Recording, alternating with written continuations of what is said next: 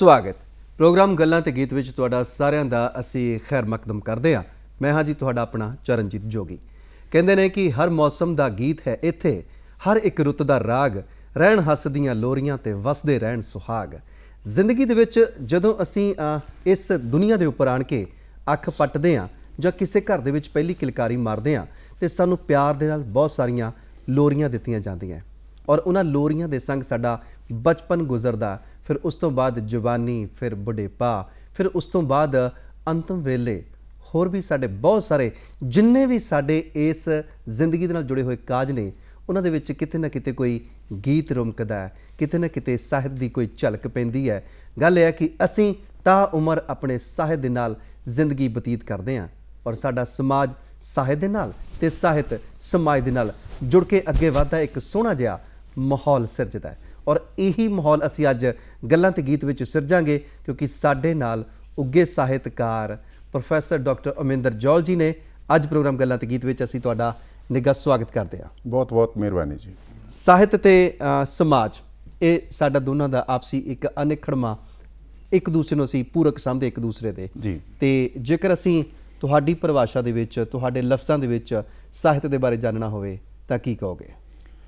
इस तरह आ जोगी जी, जिवें तुसीं गल शुरू कीती है भी साहित्य जिहड़ा आ वो जिंदगी नाल वास्ता वो कला आ जी, वो शब्द कला आ जिन्हें जिंदगी नूं एक नवें एंगल तो एक नवीं सोच राहीं लोकां तक मुड़ के परोसिया जी। और साहित्य दा माध्यम भावें शब्द बनदे आ, भाषा बनदी आ, पर भाषा दा ये रूप अजिहा रूप है जिथे जिंदगी दे फलसफे इहदे विच परोए होए हुंदे आ, जिथे जिंदगी जिहड़ी आ वो नवें एंगल तो इत्थे धड़कदी सुनाई दिंदी आ, जिथे आके जिंदगी जिहड़ी आ एक नवां राह अख्तियार करके लोकां नूं उस नवें राह दा सुनेहा दिंदी आ और नाल दी नाल जिथे ये सुनेहा नवां हुंदा आ उत्थे जिंदगी लोकां दी दा जो रंग ढंग वर्तमान दौर विच हुंदा वो वर्तमान दौर दा रंग ढंग भी साहित्य विचों हूबहू सामने आ रहा हुंदा।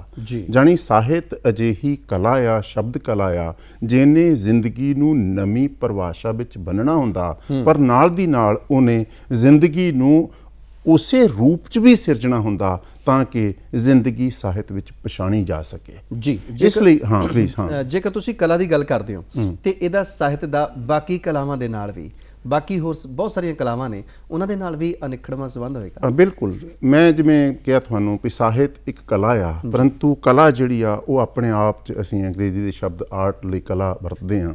कला जिंदगी दा जिहड़ा आ ना वो ऐसा सुहजात्मक आस्पैक्ट है, पक्ष है जिहड़ा बंदे दी सिरजनात्मकता विचों पनपदा आ ते बंदे नूं सोहज स्वाद दा एक नवां विकल्प दिंदा आ और जिंदगी दे पैरल जां समानांतर जिहड़ी असीं कला दी गल करनी आ अज और वो समानांतर कला जिहड़ी आ वो असल विच जिंदगी दे नवें अर्थ समझाउंदी आ परंतु नाल दी नाल वो अर्थ सोहजात्मक अर्थ हुंदे आ और वो सोहज विच लपेटे हुए अर्थ हुंदे आ, स्वाद विच लपेटे हुए अर्थ हुंदे आ। जदों असीं कला नूं जिहड़ा आ सत्यम शिवम सुंदरम नाल जोड़दे आ ते असल विच वो कला सच नाल जुड़ जांदी आ और सच दे नाल सुंदरता जुड़ जांदी आ, मानवी कल्याण जुड़ जांदा आ और जदों ये सारियां चीज़ां जुड़दियां कला नाल ते कला जिहड़ी आ सचमुच समाज दा राह दसेरा बन जांदी आ और कला संगीत दी हो सकती आ, कला बुत तराशी हो सकती आ, कला नाटक दी हो सकती आ, कला जिहड़ी आ वो शब्दां दे माध्यम राहीं साहित्य दी हो सकती आ। असीं जिस शब्द कला दी अज गल करनी आ जिन्हों आपां साहित्य कहने आ ये असल च जिंदगी दे सब तो नेड़े दा मसला आ क्योंकि इहदे विच कल्ली सूझ नहीं तुहाडी भाषा भी शामिल है और जदों तुहाडी भाषा शामिल है, भाषा कम्यूनीकेट करदी आ, संचार करदी आ। आम सधारण बंदा असीं जिंदगी विच गल्लां करदे आ और जदों गल्लां करदे आ ते वो गल्लां भाषा राहीं ਜਿਹੜੀਆਂ ਆ ਉਹ ਪੀਕ ਤੇ ਜਾਂਦੀਆਂ, ਸਿਖਰ ਤੇ ਜਾਂਦੀਆਂ। ਕਮਿਊਨੀਕੇਸ਼ਨ ਤਾਂ ਜਾਨਵਰ ਵੀ ਕਰਦੇ ਆ ਪਰ ਇਹ ਜਿਹੜੀ ਭਾਸ਼ਾ ਆ ਉਹ ਤੁਹਾਨੂੰ ਅਜਿਹੀਆਂ ਗੱਲਾਂ ਅਜਿਹੇ ਸੰਚਾਰ ਦੇ ਯੋਗ ਬਣਾ ਦਿੰਦੀ ਆ ਜਿਹੜਾ ਸੰਚਾਰ ਹੋਰ ਦੁਨੀਆ 'ਚ ਕਿਸੇ ਵੀ ਪੱਧਰ ਤੇ ਨਹੀਂ, ਸਿਰਫ ਤੇ ਸਿਰਫ ਮਨੁੱਖ ਕੋਲ ਹੈ। ਇਸ ਲਈ ਭਾਸ਼ਾ ਜਦੋਂ ਮਨੁੱਖ ਕੋਲ ਹੈ, ਮਨੁੱਖ ਦੀ ਪਛਾਣ ਭਾਸ਼ਾ ਆ, ਪਰ ਭਾਸ਼ਾ ਜਦੋਂ ਆਪਣੇ ਸੁੰਦਰਤਮ ਰੂਪ ਚ ਆਉਂਦੀ ਆ ਤੇ ਉਹ ਸਾਹਿਤ ਅਖਵਾਉਂਦੀ ਆ ਜੀ। ਔਰ ਅਗਲੀ ਗੱਲ ਤੁਸੀਂ ਕਿਹਾ ਸੀ ਵੀ ਸਾਹਿਤ ਕੀ ਆ, ਮੈਂ ਸਾਹਿਤ ਨੂੰ ਜ਼ਿੰਦਗੀ ਨਾਲ, ਸਮਾਜ ਨਾਲ ਜੇ ਜੋੜਨਾ ਆ ਤੇ ਮੈਂ ਇਹ ਵੀ ਕਹਿ ਸਕਦਾ ਤੁਹਾਡੇ ਪ੍ਰੋਗਰਾਮ ਦਾ ਸਿਰਲੇਖ ਵੀ ਗੱਲਾਂ ਤੇ ਗੀਤ। ਗੱਲਾਂ ਜਦੋਂ ਗੀਤ ਰੂਪੀ ਸਿਰਜਣਾਤਮਕਤਾ ਨਾਲ ਜੁੜਦੀਆਂ ਆ ਉਦੋਂ ਹੀ ਤਾਂ ਜ਼ਿੰਦਗੀ ਦਾ ਪ੍ਰੋਗਰਾਮ ਬਣਦਾ, ਉਦੋਂ ਹੀ ਤਾਂ ਇਹ ਪ੍ਰੋਗਰਾਮ ਬਣਦਾ ਆ। ਬਹੁਤ ਸ਼ੁਕਰੀਆ ਜੀ। ਔਰ ਇਹ ਜਿਹੜੇ ਤੁਸੀਂ ਖੂਬਸੂਰਤ ਲਫ਼ਜ਼ਾਂ ਦੇ ਵਿੱਚ ਸਾਡੇ ਇਸ ਪ੍ਰੋਗਰਾਮ ਦੀ ਤਾਰੀਫ ਕੀਤੀ ਹੈ, ਉਸ ਦੇ ਵਾਸਤੇ ਵੀ ਸ਼ੁਕਰੀਆ। ਔਰ ਨਾਲ ਦੀ ਨਾਲ ਜੇਕਰ ਅਸੀਂ ਸਾਹਿਤ ਦੀ ਗੱਲ ਕਰਦੇ ਹਾਂ, ਸਾਹਿਤ ਨੂੰ ਅਸੀਂ ਸਮਾਜ ਦੇ ਨਾਲੋਂ ਕਦੇ ਵੀ ਵੱਖ ਨਹੀਂ ਕਰਕੇ ਦੇ ਸਕਦੇ। ਔਰ ਇਹ ਸਮਾਜ ਦੀ ਜੇ ਪਰਿਭਾਸ਼ਾ ਅਸੀਂ ਲੈਣੀ ਚਾਹੀਏ, ਆਮ ਤੌਰ 'ਤੇ ਤਾਂ ਅਸੀਂ ਕਹਿੰਦੇ ਨੇ ਕਿ ਸਾਡਾ ਘਰ ਪਰਿਵਾਰ ਆਲਾ ਦੁਆਲਾ, ਕੀ ਸਿਰਫ ਸਮਾਜ ਇੱਥੇ ਤੱਕ ਹੀ ਸੀਮਤ ਹੈ? ਤੁਹਾਡੀ ਲਫ਼ਜ਼ਾਂ ਦੇ ਵਿੱਚ ਤੁਹਾਡੀ ਜ਼ੁਬਾਨੀ ਸਮਾਜ ਦੀ ਪਰਿਭਾਸ਼ਾ ਕਿੰਨੀ ਕੁ ਵਿਸ਼ਾਲ ਹੈ? ਸਮਾਜ ਜਿਹੜਾ ਆ ਨਾ ਉਹ ਮਨੁੱਖੀ ਸਾਂਝ ਦਾ ਉਹ ਸੂਤਰ ਹੈ ਜਿਹਨੇ ਅਸਲ 'ਚ ਸਾਨੂੰ ਸਾਂਝੀਵਾਲਤਾ ਦੇ ਅਰਥਾਂ ਵਿੱਚ ਜੋੜਿਆ ਹੋਇਆ, ਜਿਹਨੇ ਅਸਲ 'ਚ ਸਾਨੂੰ ਪਿਆਰ ਮੁਹੱਬਤ ਦੇ ਅਰਥਾਂ 'ਚ ਜੋੜਿਆ ਹੋਇਆ ਜੀ। ਔਰ ਇਹਨੂੰ ਤੁਸੀਂ ਸਮਾਜਿਕ ਸਮਝੌਤਾ ਕਹਿ ਲਓ, ਇਹਨੂੰ ਤੁਸੀਂ ਸਮਾਜਿਕ ਜੁਗਤ ਕਹਿ ਲਓ, ਇਹਨੂੰ ਤੁਸੀਂ ਸਮਾਜਿਕ ਵਿਹਾਰ ਕਹਿ ਲਓ, ਨਾਮ ਜੋ ਮਰਜ਼ੀ ਦੇ ਲਓ, ਪਰੰਤੂ ਜਦੋਂ ਮਨੁੱਖ ਜਿਹੜਾ ਆ ਉਹ ਇਕੱਠ ਵਿੱਚੋਂ, ਜਦੋਂ ਮਨੁੱਖ ਸਮੂਹ ਵਿੱਚੋਂ, ਜਦੋਂ ਮਨੁੱਖ ਪਰਿਵਾਰ ਵਿੱਚੋਂ ਜ਼ਿੰਦਗੀ ਤਲਾਸ਼ਣ ਨਿਕਲਦਾ ਆ ਤੇ ਉਦੋਂ ਸਮਾਜ ਬਣਦਾ ਆ। ਜੇ ਮਨੁੱਖ ਇਕੱਲਾ ਆ ਤੇ ਉਹ ਸਮਾਜ ਨਹੀਂ। ਇਕੱਲਾ ਮਨੁੱਖ ਤਾਂ ਉਹਨਾਂ ਜੀਵ ਜੰਤੂਆਂ ਵਾਂਗ ਹੀ ਹੈ ਜਿਹੜੇ ਜੀਵ ਜੰਤੂ ਸਿਰਫ ਤੇ ਸਿਰਫ ਆਪਣੀ ਰੋਟੀ ਰੋਜ਼ੀ ਤੇ ਟਿਕੇ ਹੋਏ ਆ ਜੀ। ਪਰੰਤੂ ਰੋਟੀ ਰੋਜ਼ੀ ਪਦਾਰਥਕ ਲੋੜਾਂ ਆ, ਤੁਹਾਡੀਆਂ ਜ਼ਰੂਰੀ ਲੋੜਾਂ ਆ, ਪਰੰਤੂ ਇੱਕ ਲੋੜ ਜਿਹੜੀ ਆਪਾਂ ਇਸ ਐਂਗਲ ਤੋਂ ਇੱਥੇ ਗੱਲ ਕਰ ਸਕਦੇ ਹਾਂ, ਉਹ ਲੋੜ ਹੁੰਦੀ ਹੈ ਸੁਹਜਾਤਮਕ ਲੋੜ, ਉਹ ਲੋੜ ਹੁੰਦੀ ਹੈ ਤੁਹਾਡੀ ਬੌਧਿਕ ਲੋੜ, ਉਹ ਲੋੜ ਹੁੰਦੀ ਹੈ ਭਾਵਾਤਮਕ ਲੋੜ। ਔਰ ਸਮਾਜ ਜਿਹੜਾ ਆ ਭਾਵਾਤਮਕ ਅਤੇ ਸਮਾਜਿਕ ਪਦਾਰਥਕ ਲੋੜਾਂ ਦੇ ਸਮਝੌਤੇ ਵਿੱਚੋਂ ਨਿਕਲੀ ਹੋਈ ਅਜਿਹੀ ਸਾਂਝੀਵਾਲਤਾ ਦੀ ਜਿਹੜੀ ਆ ਉਹ ਪ੍ਰਕਿਰਿਆ ਆ ਜਿਹਨੂੰ ਅਸੀਂ ਜਿਉਂਦੇ ਹਾਂ ਤੇ ਇਕੱਠੇ ਵਿਚਰ ਕੇ ਇਕੱਠੇ ਵਿਕਾਸ ਵੱਲ ਨੂੰ ਜਾ ਕੇ ਜਿਹੜਾ ਆ ਉਹ ਜ਼ਿੰਦਗੀ ਜਿਉਣ ਦਾ ਜਿਹੜਾ ਆ ਸਬੱਬ ਲੱਭਦੇ ਹਾਂ ਜੀ। ਔਰ ਇਸ ਸਾਂਝੇ ਸੂਤਰ ਵਿੱਚ ਸਾਹਿਤ ਕੇਂਦਰੀ ਸੂਤਰ ਨਿਭਾਉਂਦਾ ਆ। ਅੱਛਾ, ਮੈਂ ਉਹ ਇਸ ਤਰ੍ਹਾਂ ਕਹਿ ਸਕਦਾ ਹਾਂ ਵੀ ਸਾਹਿਤ ਜਿਹੜਾ ਆ ਅਸਲ 'ਚ ਮਨੁੱਖ ਨੂੰ ਕਲਿਆਣਕਾਰੀ, ਮਨੁੱਖ ਨੂੰ ਸੱਚ ਦਾ ਰਾਹ ਸੁਝਾਉਂਦਾ ਆ, ਮਨੁੱਖ ਨੂੰ ਕਦਰਾਂ ਕੀਮਤਾਂ ਦੇ ਨਿਗਾਰ ਤੇ ਉਚਾਈ ਦੇ ਅਰਥ ਸਮਝਾਉਂਦਾ ਆ। ਕਿੱਥੇ ਜਾ ਕੇ ਸਮਾਜ ਜਿਹੜਾ ਆ ਉਹ ਸੱਚੀ ਮੁੱਚੀ ਪਦਾਰਥਕ ਹੋ ਗਿਆ ਆ, ਉਹਨੂੰ ਇਮੋਸ਼ਨਲ ਹੋਣਾ ਚਾਹੀਦਾ ਆ, ਇਹ ਸਾਹਿਤ ਨੇ ਦੱਸਣਾ। ਕਿੱਥੇ ਮਨੁੱਖ ਸਿਰਫ ਇਮੋਸ਼ਨਲ ਹੋ ਗਿਆ ਆ, ਉਹਨੂੰ ਪਦਾਰਥਕ ਵੀ ਹੋਣਾ ਚਾਹੀਦਾ, ਇਹ ਵੀ ਸਾਹਿਤ ਨੇ ਦੱਸਣਾ। ਇਸ ਲਈ ਸਾਹਿਤ ਸਾਨੂੰ ਹਰ ਕਦਮ ਤੇ ਅਸਲ ਵਿੱਚ ਸਮਾਜ ਵਿੱਚ ਵਿਚਰਨ ਦਾ ਸੂਤਰ ਸਮਝਾਉਂਦਾ ਆ, ਜੋ ਮੈਨੂੰ ਸਮਝ ਲੱਗਦਾ ਆ। ਬਿਲਕੁਲ ਜੀ। ਕਿਵੇਂ ਅਸੀਂ ਸਮਾਜ ਦੇ ਵਿੱਚ ਵਿਚਰਨਾ, ਕਿਵੇਂ ਅਸੀਂ ਆਪਣੀਆਂ ਜ਼ਿੰਮੇਵਾਰੀਆਂ ਚਾਹੇ ਉਹ ਆਰਥਿਕ ਹੋਣ ਜਾਂ ਸਮਾਜਿਕ ਹੋਣ, ਉਹਨਾਂ ਸਾਰੀਆਂ ਨੂੰ ਨਿਭਾਉਂਦਿਆਂ ਹੋਏ ਸਮਾਜ ਦੇ ਵਿੱਚ ਰਹਿਣਾ, ਇਹ ਸਾਨੂੰ ਸਾਹਿਤ ਬਹੁਤ ਵੱਡੀ ਇੱਕ ਗਿਆਨ ਦੀ ਲੋਹ ਪ੍ਰਦਾਨ ਕਰਦਾ ਹੈ। ਔਰ ਜੇਕਰ ਅਸੀਂ ਗੱਲ ਕਰੀਏ ਆਮ ਤੌਰ ਤੇ ਜਦੋਂ ਅਸੀਂ ਸਾਹਿਤ ਦੇ ਬਾਰੇ ਗੱਲ ਕਰਦੇ ਹਾਂ, ਵੱਡੇ ਵੱਡੇ ਸਾਹਿਤਕਾਰਾਂ ਦਾ ਇੱਕ ਕਥਨ ਹੈ ਕਿ ਸਾਹਿਤ ਨੂੰ ਸਮਾਜ ਦਾ ਜਿਹੜਾ ਸ਼ੀਸ਼ਾ ਕਿਹਾ ਜਾਂਦਾ ਹੈ, ਤੇ ਇਹ ਕੀ ਤੁਸੀਂ ਇਸ ਗੱਲ ਨੂੰ ਕਿਵੇਂ ਸਮਝਾਓਗੇ ਸਾਨੂੰ ਕਿ ਕਿਉਂ ਸ਼ੀਸ਼ਾ ਕਹਿੰਦੇ ਅਸੀਂ? ਦੇਖੋ, ਇਸ ਤਰ੍ਹਾਂ ਆ, ਜਿਵੇਂ ਆਪਾਂ ਕਿਹਾ ਵੀ ਸਾਹਿਤ ਜਿਹੜੀ ਆ ਉਹ ਸ਼ਬਦਾਂ ਦੀ ਕਲਾ ਆ, ਔਰ ਕਲਾ ਸਮਾਜ ਵਿੱਚੋਂ ਹੀ ਪੈਦਾ ਹੋਣੀ ਹੁੰਦੀ ਆ ਔਰ ਸਮਾਜ ਨੂੰ ਹੀ ਉਹਨੇ ਰਿਫਲੈਕਟ ਕਰਨਾ ਆ ਔਰ ਸਮਾਜ ਨੂੰ ਹੀ ਉਹਨੇ ਕੁਛ ਨਵਾਂ ਵੀ ਦੇਣਾ ਆ। ਜਦੋਂ ਤੁਸੀਂ ਇਹ ਕਹਿੰਦੇ ਆ ਵੀ ਸਾਹਿਤ ਸਮਾਜ ਦਾ ਸ਼ੀਸ਼ਾ ਆ ਜਾਂ ਕਲਾ ਸਮਾਜ ਦਾ ਸ਼ੀਸ਼ਾ ਹੁੰਦੀ ਆ, ਮੈਂ ਇਹਨੂੰ ਇਸ ਤਰ੍ਹਾਂ ਦੇਖਦਾ ਆ, ਥੋੜ੍ਹਾ ਜਿਹਾ ਇਸ ਗੱਲ ਨਾਲੋਂ ਵੱਖਰੀ ਗੱਲ ਜਿਹੜੀ ਆ ਉਹ ਆਪਾਂ ਸਮਝਣ ਦਾ ਯਤਨ ਕਰਾਂਗੇ ਵੀ ਬਿਲਕੁਲ ਠੀਕ ਹੈ, ਸਮਾਜ ਵਿੱਚ ਜੋ ਵਾਪਰਦਾ ਆ ਉਹਦੇ ਵਿੱਚੋਂ ਹੀ ਸਾਹਿਤ ਨੇ ਪੈਦਾ ਹੋਣਾ ਆ। ਪਰੰਤੂ ਇੱਕ ਗੱਲ ਇਹ ਧਿਆਨ ਰੱਖਣ ਵਾਲੀ ਆ ਵੀ ਇਨ ਬਿਨ ਉਹੀ ਕਲਾ ਨਹੀਂ ਹੋਣੀ ਜੋ ਸਮਾਜ ਵਿੱਚ ਮੌਜੂਦ ਹੈ ਜੀ। ਜਦੋਂ ਵੀ ਤੁਸੀਂ ਕੋਈ ਚੀਜ਼ ਘਟਨਾ ਸਾਹਿਤਕਾਰ ਦੇਖਦਾ ਆ ਤੇ ਉਸ ਘਟਨਾ ਨੂੰ ਉਹ ਆਪਣੇ ਅੰਦਰ ਜਿਹੜਾ ਆ ਉਤਾਰਦਾ ਆ, ਫਿਰ ਉਸ ਘਟਨਾ ਨੂੰ ਜਿਹੜਾ ਆ ਉਹ ਪ੍ਰਗਟਾਉਂਦਾ ਆ ਤੇ ਉਹਦੇ ਵਿੱਚ ਚਰਨਜੀਤ ਜੀ ਸਾਹਿਤਕਾਰ ਦੀ ਆਪਣੀ ਇੱਛਾ, ਆਪਣੀ ਦ੍ਰਿਸ਼ਟੀ, ਆਪਣੀ ਸਮਰੱਥਾ ਸ਼ਾਮਲ ਹੋ ਜਾਂਦੀ ਆ। ਉਹ ਘਟਨਾ ਦੇ ਉਹ ਵੇਰਵੇ ਸਾਰੇ ਦੇ ਸਾਰੇ, ਉਹ ਘਟਨਾ ਦੀ ਨੇਚਰ ਸਾਰੀ ਦੀ ਸਾਰੀ ਉਹਨੂੰ ਉਹ ਦੁਆਰਾ ਬਿਉਂਤਦਾ ਆ ਵੀ ਇਸ ਘਟਨਾ ਵਿੱਚ ਆ ਪੁਆਇੰਟ ਜਿਹੜੇ ਆ ਉਹਨਾਂ ਨੂੰ ਅਸਲ 'ਚ ਇਸ ਤਰ੍ਹਾਂ ਹੋਣਾ ਚਾਹੀਦਾ ਸੀ। ਇਸ ਲਈ ਜੇ ਸਾਹਿਤ ਜਿਹੜਾ ਆ ਉਹ ਸਮਾਜ ਦਾ ਦਰਪਣ ਹੈ ਤੇ ਉਸ ਦਰਪਣ ਦਾ ਮੈਂ ਇਹ ਕਹਿਣਾ ਆ ਤਸਵੀਰ ਹੈ, ਮੈਂ ਇਹ ਕਹਿਣਾ ਆ ਉਹ ਸਾਹਿਤਕਾਰ ਦੀ ਦ੍ਰਿਸ਼ਟੀ ਨਾਲ ਸੰਜੋਈ ਹੋਈ ਤਸਵੀਰ ਹੈ। ਅਸਲ ਵਿੱਚ ਸਾਹਿਤਕਾਰ ਦਾ ਵਿਜ਼ਨ ਉਹਦੇ ਵਿੱਚ ਸ਼ਾਮਲ ਹੈ। ਇਸ ਲਈ ਉਹ ਇਨ-ਬਿਨ ਤਸਵੀਰ ਨਹੀਂ ਗਈ, ਪਰੰਤੂ ਉਸ ਤਸਵੀਰ ਵਿੱਚ ਸਾਹਿਤਕਾਰ ਦੀ ਸੂਝ ਸ਼ਾਮਲ ਹੈ, ਸਾਹਿਤਕਾਰ ਦੀ ਬੌਧਿਕ ਸਮਰੱਥਾ ਤੇ ਨਾਲ ਦੀ ਨਾਲ ਕਲਪਨਾਤਮਕ ਸਮਰੱਥਾ ਸ਼ਾਮਲ ਹੈ, ਭਾਵਾਤਮਕ ਸਮਰੱਥਾ ਸ਼ਾਮਲ ਹੈ। ਇਸੇ ਲਈ ਹਰ ਸਾਹਿਤਕਾਰ ਇੱਕ ਘਟਨਾ ਬਾਰੇ ਹੀ ਠੀਕ ਹੈ, ਔਰ 3 ਸਾਹਿਤਕਾਰ ਲਿਖਣਗੇ ਤੇ ਉਹ ਇੱਕ ਘਟਨਾ ਦੇ 3 ਵਿਕਲਪ ਜਾਂ 30 ਵਿਕਲਪ ਵੀ ਦੇ ਸਕਦੇ ਆ ਵੀ ਇਹ ਘਟਨਾ ਏਦਾਂ ਹੋਣੀ ਚਾਹੀਦੀ ਸੀ। ਹਰ ਇੱਕ ਦਾ ਆਪਣਾ ਵੱਖਰਾ ਹਰ ਬੰਦੇ ਨੇ ਇੱਕ ਵੱਖਰੇ ਐਂਗਲ ਤੋਂ ਉਸ ਘਟਨਾ ਨੂੰ ਲੈਣਾ ਆ ਤੇ ਸਿਰਜਣਾ ਆ। ਮੈਂ ਇਹਨੂੰ ਜੇ ਸਧਾਰਨ ਜਿਹੜੀ ਆ ਉਹ ਗੱਲ ਦੇ ਸੰਦਰਭ ਚ ਸਮਝਾਉਣ ਦਾ ਜਾਂ ਸਮਝਣ ਦਾ ਯਤਨ ਕਰਾਂ ਤੇ ਅਸੀਂ ਸਾਹਿਤਕਾਰ ਨਹੀਂ ਫਰਜ਼ ਕਰੋ ਤੇ ਅਸੀਂ ਵੀ ਘਟਨਾ ਨੂੰ ਇਦਾਂ ਹੀ ਦੇਖਦੇ ਆ। ਇੱਕ ਘਟਨਾ ਜੇ 4 ਜਣੇ ਦੇਖ ਰਹੇ ਆ, ਉਹਨਾਂ 4 ਨੂੰ ਤੁਸੀਂ ਪੁੱਛ ਕੇ ਦੇਖੋ, ਉਹ ਆ ਕੇ ਉਹਦਾ ਵਾਰਤਾ ਵਰਤਾਂਤ ਸੁਣਾਉਣਗੇ ਤਾਂ ਉਹ ਵੱਖਰੇ ਵੱਖਰੇ ਐਂਗਲ ਤੋਂ ਸੁਣਾਉਣਗੇ। ਬਿਲਕੁਲ ਜੀ, ਉਹਨਾਂ ਦੇ ਲਫ਼ਜ਼ ਵੀ ਵੱਖਰੇ ਵੱਖਰੇ ਹੋਣਗੇ। ਬਿਲਕੁਲ, ਉਹਦੇ ਲਫ਼ਜ਼ ਵੱਖਰੇ ਵੱਖਰੇ ਹੋਣਗੇ, ਉਹਨਾਂ ਦਾ ਐਂਗਲ ਵੱਖਰਾ ਵੱਖਰਾ ਹੋਏਗਾ। ਗੱਲ ਸਿਰਫ ਇੰਨੀ ਆ ਵੀ ਸਧਾਰਨ ਗੱਲਬਾਤ ਰਿਕਾਰਡ ਤੇ ਨਹੀਂ ਆਉਂਦੀ, ਲਿਟਰੇਚਰ ਰਿਕਾਰਡ ਤੇ ਆ ਜਾਂਦਾ ਜੀ। ਚਲੋ ਇਹ ਗੱਲ ਤਾਂ ਹੋ ਗਈ ਕਿ ਸਾਰੇ ਦਾ ਵੱਖਰੇ ਵੱਖਰੇ ਐਂਗਲ ਹੁੰਦੇ ਆ, ਸਾਰੇ ਆਪੋ ਆਪਣੀ ਸੋਚ ਦੀ ਸਮਝ ਦੀ ਅਨੁਸਾਰ ਜਿਹੜੇ ਕਿ ਵੱਖਰੇ ਵੱਖਰੇ ਐਂਗਲ ਦੇ ਨਾਲ ਸਾਹਿਤ ਰਚਦੇ ਆ। ਪਰ ਜੇਕਰ ਹੁਣ ਅਸੀਂ ਗੱਲ ਕਰੀਏ ਕਿ ਸਮਾਜ ਜਿਹੜਾ ਆ ਉਹ ਸਾਹਿਤ ਨੂੰ ਹੁਣ ਦਿੰਦਾ ਕੀ ਹੈ, ਕਿਉਂਕਿ ਸਾਹਿਤ ਰਚਿਆ ਜਾਣਾ ਉਹ ਇੱਥੋਂ ਸਾਡੇ ਆਲੇ ਦੁਆਲੇ ਕਿਤੇ ਨਾ ਕਿਤੇ ਅਸੀਂ ਲੈਣਾ ਹੈ, ਤੇ ਸਮਾਜ ਕੀ ਦਿੰਦਾ ਸਾਡੇ ਸਾਹਿਤ ਨੂੰ? ਸਮਾਜ ਸਾਹਿਤ ਨੂੰ ਆਧਾਰ ਭੂਣ ਦਿੰਦਾ ਆ। ਸਮਾਜ ਸਾਹਿਤ ਨੂੰ ਉਹ ਸਮੱਗਰੀ ਪ੍ਰਦਾਨ ਕਰਦਾ ਆ, ਉਹ ਆਧਾਰ ਪ੍ਰਦਾਨ ਕਰਦਾ ਜਿਹਦੇ ਉੱਪਰ ਸਾਹਿਤ ਰੂਪੀ ਉਸਾਰ ਨੇ ਖੜਾ ਹੋਣਾ ਆ। ਅੱਛਾ ਜੀ। ਇਸ ਲਈ ਸਮਾਜ ਤਾਂ ਬੇਸ ਰਹੇਗਾ ਹੀ ਰਹੇਗਾ, ਪਰੰਤੂ ਸਮਾਜ ਦਾ ਬੇਸ ਜਿਹੜਾ ਆ, ਆਧਾਰ ਜਿਹੜਾ ਆ, ਉਹ ਅੱਗੇ ਜਾ ਕੇ ਸਾਹਿਤ ਵਿੱਚ ਅਸਲ 'ਚ ਨਵੇਂ ਸਿਰੇ ਤੋਂ ਵਿਉਂਤਿਆ ਜਾਣਾ ਆ। ਜਾਣੀ ਸਮਾਜ ਤੋਂ ਬਿਨਾਂ ਸਾਹਿਤ ਦੀ ਕਲਪਨਾ ਨਹੀਂ ਕੀਤੀ ਜਾ ਸਕਦੀ, ਪਰੰਤੂ ਸਾਹਿਤ ਦੀ ਭੂਮਿਕਾ ਨੂੰ ਵੀ ਨਾਲ ਜੋੜਨਾ ਪੈਣਾ ਆ।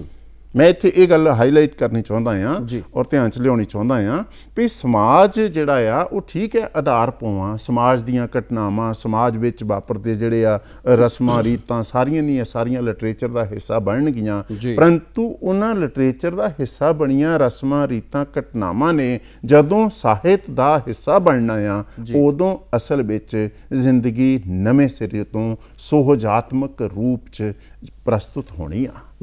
ਸਾਹਿਤ ਨੂੰ ਸੁੰਦਰਤਮ ਜਿਹੜਾ ਆ ਭਾਸ਼ਾਈ ਰੂਪ ਅਸੀਂ ਇਸੇ ਲਈ ਕਹਿੰਦੇ ਹਾਂ ਵੀ ਉਹੀ ਘਟਨਾ ਜਿਹੜੀ ਚੀਜ਼ ਤੁਸੀਂ ਹੁਣ ਮੈਂ ਫਿਲਮ ਦੀ ਇੱਥੇ ਉਦਾਹਰਣ ਲੈਂਦਾ ਵੀ ਇੱਕ ਸੀਨ ਜਦੋਂ ਤੁਸੀਂ ਸਧਾਰਨ ਅੱਖ ਨਾਲ ਦੇਖਦੇ ਆ ਤੇ ਉਹਦੇ ਵਿੱਚੋਂ ਤੁਹਾਨੂੰ ਉਹ ਚੀਜ਼ ਗੱਲਾਂ ਹਾਈਲਾਈਟ ਨਹੀਂ ਹੁੰਦੀਆਂ, ਪਰੰਤੂ ਜਦੋਂ ਉਹੀ ਕਿਸੇ ਫਿਲਮ ਦਾ ਕੈਮਰੇ ਰਾਹੀਂ ਕੈਮਰੇ ਦੀ ਅੱਖ ਤੋਂ ਦੇਖਿਆ ਹੋਇਆ ਵਰਜ਼ਨ ਦੇਖਦੇ ਆ ਤੇ ਉਹ ਚੀਜ਼ ਹਾਈਲਾਈਟ ਹੋ ਜਾਂਦੀ ਆ ਵੀ ਹਾਂ ਤੁਸੀਂ ਆਹ ਦੇਖਣਾ ਸੀ, ਆਹ ਦਿਖਾਉਣਾ ਸੀ, ਮੈਂ ਵੀ ਤਾਂ ਉੱਥੇ ਸੀ, ਮੈਨੂੰ ਪਤਾ ਹੀ ਨਹੀਂ ਲੱਗਾ। ਬਿਲਕੁਲ ਸਾਹਿਤਕਾਰ ਵੀ ਇਹੀ ਕੰਮ ਕਰਦਾ, ਉਹ ਤੁਹਾਨੂੰ ਸਥਿਤੀਆਂ ਨੂੰ, ਪਰਿਸਥਿਤੀਆਂ ਨੂੰ, ਰਿਸ਼ਤਿਆਂ ਨੂੰ ਆਪਣੀ ਦ੍ਰਿਸ਼ਟੀ ਤੋਂ ਐਂਗਲ ਤੋਂ ਹਾਈਲਾਈਟ ਕਰਕੇ ਦਿਖਾਉਂਦਾ ਵੀ ਇਹਨੂੰ ਇੱਦਾਂ ਦੇਖ ਕੇ ਦੇਖੋ ਜ਼ਿੰਦਗੀ ਕਿੰਨੀ ਸਵਾਦਲੀ ਆ। ਜੀ, ਔਰ ਜਿਵੇਂ ਤੁਸੀਂ ਦੱਸਦੇ ਹੋ ਕਿ ਇਹ ਇੱਕ ਆਧਾਰ ਆ ਸਾਡਾ ਸਮਾਜ ਜਿਹੜਾ ਸਾਹਿਤ ਦਾ, ਸਾਹਿਤਕਾਰ ਉਹਦੇ ਵਿੱਚੋਂ ਆਪਣੀ ਉਹ ਲਿਖਣ ਦੀ ਇੱਕ ਜ਼ਮੀਨ ਤਲਾਸ਼ਦਾ ਹੈ ਔਰ ਜ਼ਮੀਨ ਮਿਲ ਜਾਂਦੀ ਹੈ, ਫਿਰ ਇਮਾਰਤ ਖੜੀ ਹੁੰਦੀ ਹੈ, ਆਪਣੀਆਂ ਕਲਾਕ੍ਰਿਤੀਆਂ ਉੱਤੇ ਜੋ ਵੀ ਮੋਰ ਘੁੱਗੀਆਂ ਉਹਨੇ ਬਣਾਉਣੀਆਂ ਉਹ ਬਣਾਉਂਦਾ ਹੈ। ਤੇ ਸਮਾਜ ਨੂੰ ਫਿਰ ਸਾਹਿਤਕਾਰ ਦੀ ਤੁਸੀਂ ਵਡਮੁੱਲੀ ਦੇਣ ਕੀ ਮੰਨਦੇ ਹੋ? ਸਾਹਿਤਕਾਰ ਜਿਹੜਾ ਆ ਜਾਂ ਸਾਹਿਤ ਜਿਹੜਾ ਆ ਉਹ ਅਸਲ 'ਚ ਮੈਂ ਇਸ ਤਰ੍ਹਾਂ ਇਤਿਹਾਸ 'ਚੋਂ ਵੀ ਮੈਂ ਕੁਛ ਗੱਲਾਂ ਕਰਾਂਗਾ ਜੀ ਵੀ ਜੇ ਤੁਸੀਂ ਆਪਣੀ ਹਿਸਟਰੀ ਨੂੰ ਦੇਖੋ, ਕਿਸੇ ਵੀ ਸਿਵਲਾਈਜੇਸ਼ਨ ਦੀ ਸੱਭਿਅਤਾ ਦੀ ਹਿਸਟਰੀ ਨੂੰ ਦੇਖੋ ਤੇ ਅਸਲ 'ਚ ਥਾਟ ਜੇ ਬਹੁਤ ਵਧੀਆ ਤਰ੍ਹਾਂ ਜਿਹੜੇ ਆ ਉਹ ਸਾਂਭੇ ਪਏ ਆ, ਉਹ ਸਾਹਿਤ ਦੀਆਂ ਰਚਨਾਵਾਂ ਵਿੱਚ ਹੀ ਸਾਂਭੇ ਪਏ ਆ। ਔਰ ਮੌਖਿਕ ਸਾਹਿਤ ਤੁਹਾਡੇ ਸਾਹਮਣੇ ਆ ਜਿਹਨੂੰ ਤੁਸੀਂ ਲੋਕ ਸਾਹਿਤ ਕਹਿੰਦੇ ਆ ਵੀ ਜਿਸ ਵਿੱਚ ਸਦੀਆਂ ਦਾ, ਪੀੜ੍ਹੀਆਂ ਦਾ ਸੱਚ, ਤੱਥ ਤੇ ਭਾਵਨਾਵਾਂ ਸੰਜੋਈਆਂ ਹੋਈਆਂ ਆ ਤੇ ਤੁਸੀਂ ਉਹ ਗੁਣਗੁਣਾਉਂਦੇ ਆ ਔਰ ਤੁਸੀਂ ਯਾਦ ਕਰਦੇ ਆ ਹਰ ਮੇਲੇ ਤੇ, ਹਰ ਘਟਨਾ ਤੇ, ਹਰ ਜੀਵਨ ਦੀਆਂ ਤਿੰਨੇ ਘਟਨਾਵਾਂ, ਜੰਮਣ ਤੇ, ਵਿਆਹ ਤੇ, ਮਰਨ ਤੇ, ਉਹ ਲੋਕ ਗੀਤ ਤੁਹਾਡੇ ਨੇੜੇ ਨੇੜੇ ਰਹਿੰਦੇ ਆ। ਇਹ ਸਾਹਿਤ ਦੀ ਦੇਣ ਹੀ ਆ ਵੀ ਉਹ ਸੁੰਦਰਤਮ ਰੂਪ ਤੁਸੀਂ ਗਾਉਂਦੇ ਆ, ਉਹਨੂੰ ਯਾਦ ਕਰਦੇ ਆ, ਬਾਤਾਂ ਤੁਹਾਡੇ ਦਿਮਾਗਾਂ 'ਚ ਟਿਕੀਆਂ ਰਹਿੰਦੀਆਂ, ਇਹ ਸਾਹਿਤ ਦੀ ਦੇਣੀ ਆ। ਪਰ ਮੈਂ ਇਹਨੂੰ ਇੱਕ ਹੋਰ ਦ੍ਰਿਸ਼ਟੀ ਤੋਂ ਵੀ ਦੇਖਣਾ ਚਾਹੁੰਦਾ ਜਾਂ ਗੱਲ ਕਰਨਾ ਚਾਹੁੰਦਾ, ਉਹ ਆ ਵੀ ਦੁਨੀਆ ਦੇ ਜਿੰਨੇ ਫਲਸਫੇ ਚਰਨਜੀਤ ਜੀ ਜਿਹੜੇ ਆ ਉਹ ਸਾਡੇ ਕੋਲ ਉਪਲਬਧ ਆਏ ਆ, ਉਹ ਸਾਰੇ ਦੇ ਸਾਰੇ ਕਿਸੇ ਨਾ ਕਿਸੇ ਰੂਪ 'ਚ ਸਾਹਿਤ ਦੇ ਮਾਧਿਅਮ ਰਾਹੀਂ ਆਏ ਆ।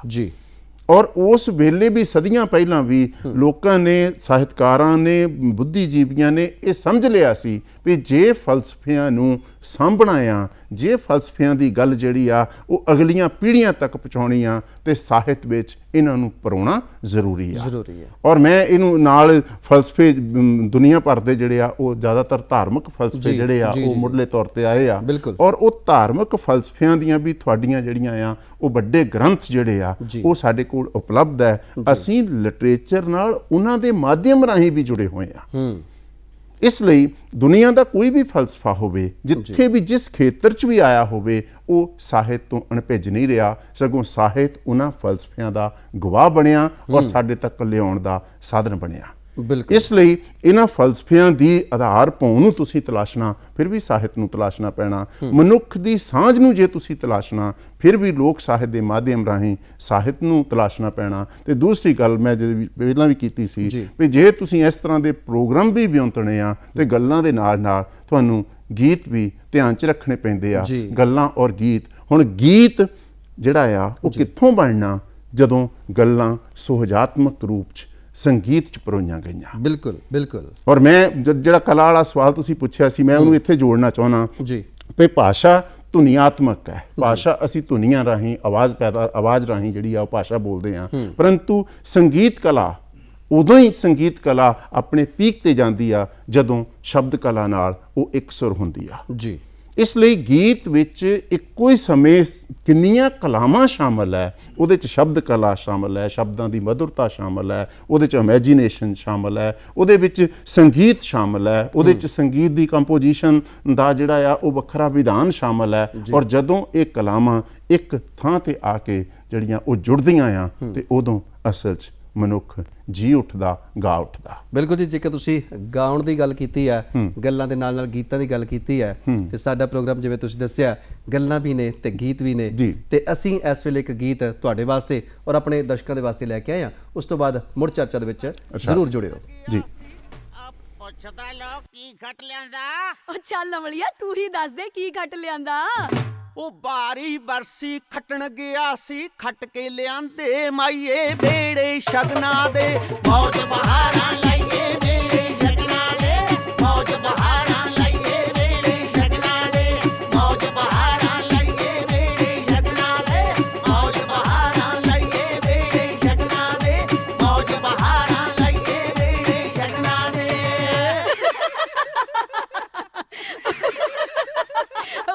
ਵੇ ਜਾ ਅਮਲੀਆ, ਹੁਣ ਇੱਥੋਂ ਹੈ ਕਿੱਦਾਂ ਖੋਰੂ ਪਾਇਆ ਹੋਇਆ, ਨੱਚ ਲੈਂਦੇ ਕੁੜੀਆਂ ਨੂੰ ਖੁੱਲ ਕੇ। ਔਰ ਨੱਚ ਲਿਓ ਹੁਣ, ਇੱਕ ਬੋਲੀ ਤਾਂ ਪਾ ਲੈਣ ਤੋਂ ਸਾਲ ਬਾਅਦ ਮਸਾਂ ਟਾਈਮ ਲੱਗਿਆ। ਇਹਨੇ ਇਦਾਂ ਨਹੀਂ ਮੰਨਣਾ, ਪਾ ਲੈਂਦੇ ਇਹਨੂੰ ਇੱਕ ਬੋਲੀ ਹੋਰ। ਨਸ਼ਿਆਂ ਤੋਂ ਰਹੋ ਦੂਰ ਦੋਸਤੋ, ਨਾ ਜ਼ਿੰਦਗੀ ਨੂੰ ਗਾਲੋ, ਉਹ ਚੰਗੇ ਬਣ ਕੇ ਰਹੀਏ ਸਾਰੇ, ਨਾ ਕੰਜਕਾਂ ਨੂੰ ਮਾਰੋ, ਉਹ ਨਾ ਕਿਸੇ ਨੂੰ ਨਫ਼ਰਤ ਕਰੀਏ, ਸਭ ਨੂੰ ਆਪਣਾ ਜਾਣੋ, ਵਸਦਾ ਪੰਜਾਬ ਰਹੇ, ਮੌਜ ਬਹਾਰਾਂ ਮਾਣੋ, ਵਸਦਾ ਪੰਜਾਬ ਰਹੇ, ਮੌਜ ਬਹਾਰਾਂ ਮਾਣੋ, ਵਸਦਾ ਪੰਜਾਬ ਰਹੇ, ਮੌਜ ਬਹਾਰਾਂ ਮਾਣੋ, ਵਸਦਾ ਪੰਜਾਬ ਰਹੇ, ਮੌਜ ਬਹਾਰਾਂ ਮਾਣੋ, ਵਸਦਾ ਪੰਜਾਬ ਰਹੇ।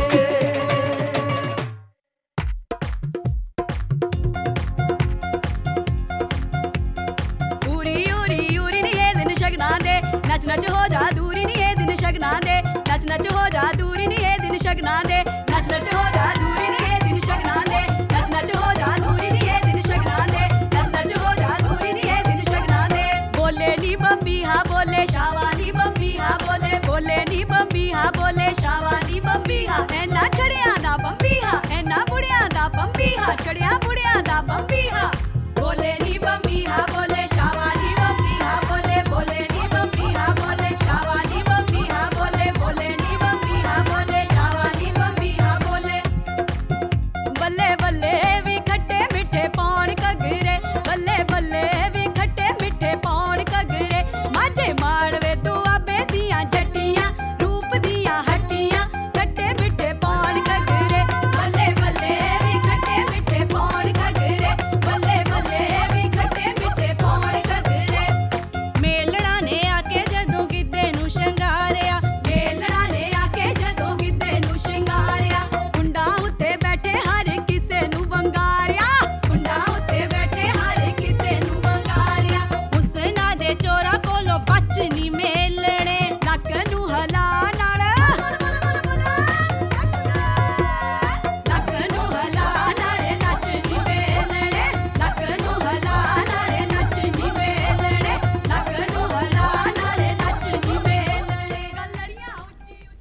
ਜੀ ਗੱਲਾਂ ਤੇ ਗੀਤ ਇਸ ਵੇਲੇ ਤੁਸੀਂ ਦੇਖ ਰਹੇ ਹੋ ਔਰ ਅਸੀਂ ਗੱਲ ਸਾਹਿਤ ਤੇ ਸਮਾਜ ਦੀ ਆਪਸੀ ਨੇੜਤਾ, ਆਪਸੀ ਸਾਂਝ ਔਰ ਆਪਸੀ ਆਦਾਨ ਪ੍ਰਦਾਨ ਦੀ ਗੱਲ ਕਰ ਰਹੇ ਹਾਂ। ਔਰ ਸਾਡੇ ਨਾਲ ਇਸ ਵੇਲੇ ਸਾਡੀ ਗੱਲਬਾਤ ਵਿੱਚ ਸ਼ਾਮਲ ਨੇ ਜੀ ਉੱਗੇ ਸਾਹਿਤਕਾਰ ਪ੍ਰੋਫੈਸਰ ਡਾਕਟਰ ਅਮਿੰਦਰ ਜੌਲ ਜੀ।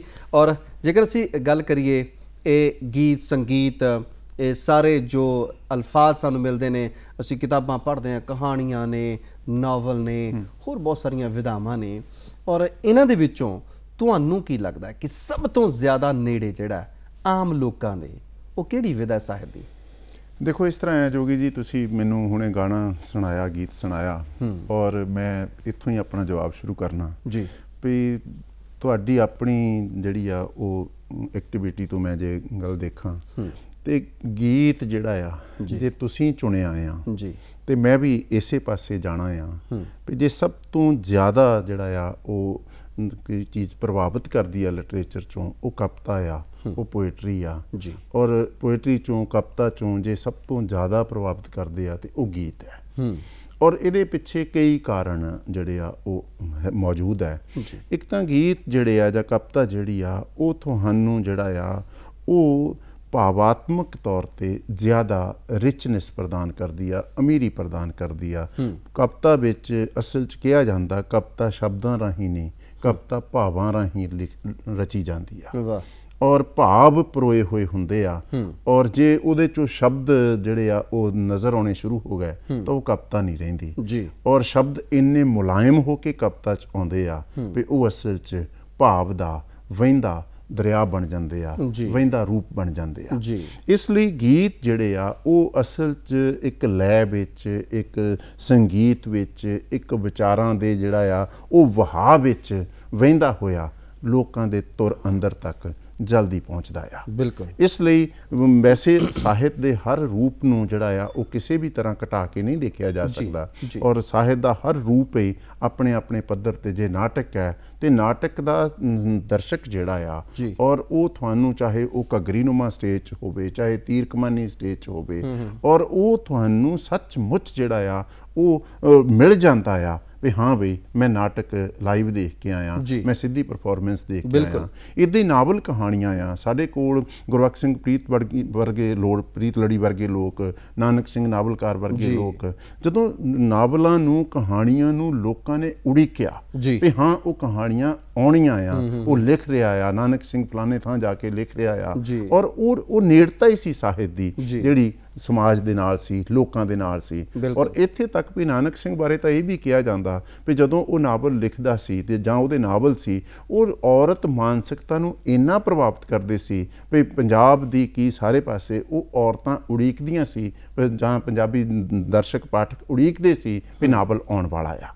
ਇਸ ਲਈ ਸਾਹਿਤਕਾਰ ਜਿਹੜੇ ਆ ਉਹ ਅਸਲ 'ਚ ਕੋਈ ਵੀ ਵਿਧਾ ਉਹ ਲਿਖ ਰਹੇ ਹੋਣ, ਜੇ ਉਹ ਸੱਚੀ ਮੁੱਚੀ ਲੋਕ ਸੰਵੇਦਨਾ, ਲੋਕ ਵੇਦਨਾ ਦੇ ਨੇੜੇ ਤੱਕ ਪਹੁੰਚਣ ਦੀ ਸਮਰੱਥਾ ਰੱਖਦੇ ਆ ਤੇ ਸਾਹਿਤ ਸੱਚਮੁੱਚ ਜਿਹੜਾ ਆ ਉਹ ਲੋਕਾਂ ਦੀ ਗੱਲ ਕਰਨ ਵਾਲਾ ਹੁੰਦਾ, ਲੋਕਾਂ ਤੱਕ ਰਸਾਈ ਰੱਖਣ ਵਾਲਾ ਹੁੰਦਾ ਆ। ਪਰੰਤੂ ਫਿਰ ਵੀ ਕਹਿ ਸਕਦੇ ਆ ਕਵਿਤਾ ਕਿਉਂਕਿ ਉਨੀ ਜਿਹੜੀ ਆ ਉਹ ਜ਼ਿਆਦਾ ਕਹਿ ਲਓ ਜ਼ਿਆਦਾ ਭਾਵਾਤਮਕ ਹੁੰਦੀ ਆ, ਇਸ ਲਈ ਕਵਿਤਾ ਤੇ ਕਵਿਤਾ ਚੋਂ ਗੀਤ ਪ੍ਰਗੀਤ ਇਹ ਜ਼ਿਆਦਾ ਜਿਹੜੇ ਆ ਉਹ ਲੋਕਾਈ ਦੇ ਨੇੜੇ ਹੋ ਜਾਂਦੇ ਆ। ਔਰ ਜੇਕਰ ਤੁਸੀਂ ਗੱਲ ਕਰਦੇ ਹੋ ਕਿ ਭਾਵਨਾਵਾਂ, ਬਹੁਤ ਸਾਰੇ ਭਾਵ ਜਿਹੜੇ ਆ ਉਹ ਸਾਹਿਤ ਦੇ ਨਾਲ ਜੁੜੇ ਹੁੰਦੇ ਨੇ ਔਰ ਸਾਹਿਤਕਾਰ ਵੀ ਕਾਫੀ ਭਾਵਨਾਤਮਕ ਹੁੰਦੇ ਨੇ ਔਰ ਇਹ ਜਿਹੜੀ ਭਾਵਨਾ ਆ, ਸੰਵੇਦਨਾ ਆ, ਇਹ ਜਦੋਂ ਦੇਖਦੀ ਆ ਸਮਾਜ ਦੇ ਵਿੱਚ ਬਹੁਤ ਕੁਝ ਟੁੱਟ ਭੱਜ ਹੁੰਦੀ ਹੈ ਔਰ ਇਹ ਜਿਹੜਾ ਵਰਤਾਰਾ ਆ ਇਹ ਸਾਹਿਤਕਾਰ ਨੂੰ ਜਾਂ ਸਾਹਿਤ ਨੂੰ ਕਿਵੇਂ ਪ੍ਰਭਾਵਿਤ ਕਰਦਾ ਹੈ? ਦੇਖੋ ਸਾਹਿਤਕਾਰ ਨੇ ਪ੍ਰਭਾਵਿਤ ਹੋਣਾ ਕਿਉਂਕਿ ਸਾਹਿਤਕਾਰ ਇੱਕ ਇਨਸਾਨ ਹੈ, ਸਧਾਰਨ ਇਨਸਾਨ ਹੈ, ਸੰਵੇਦਨਸ਼ੀਲ ਇਨਸਾਨ ਹੈ,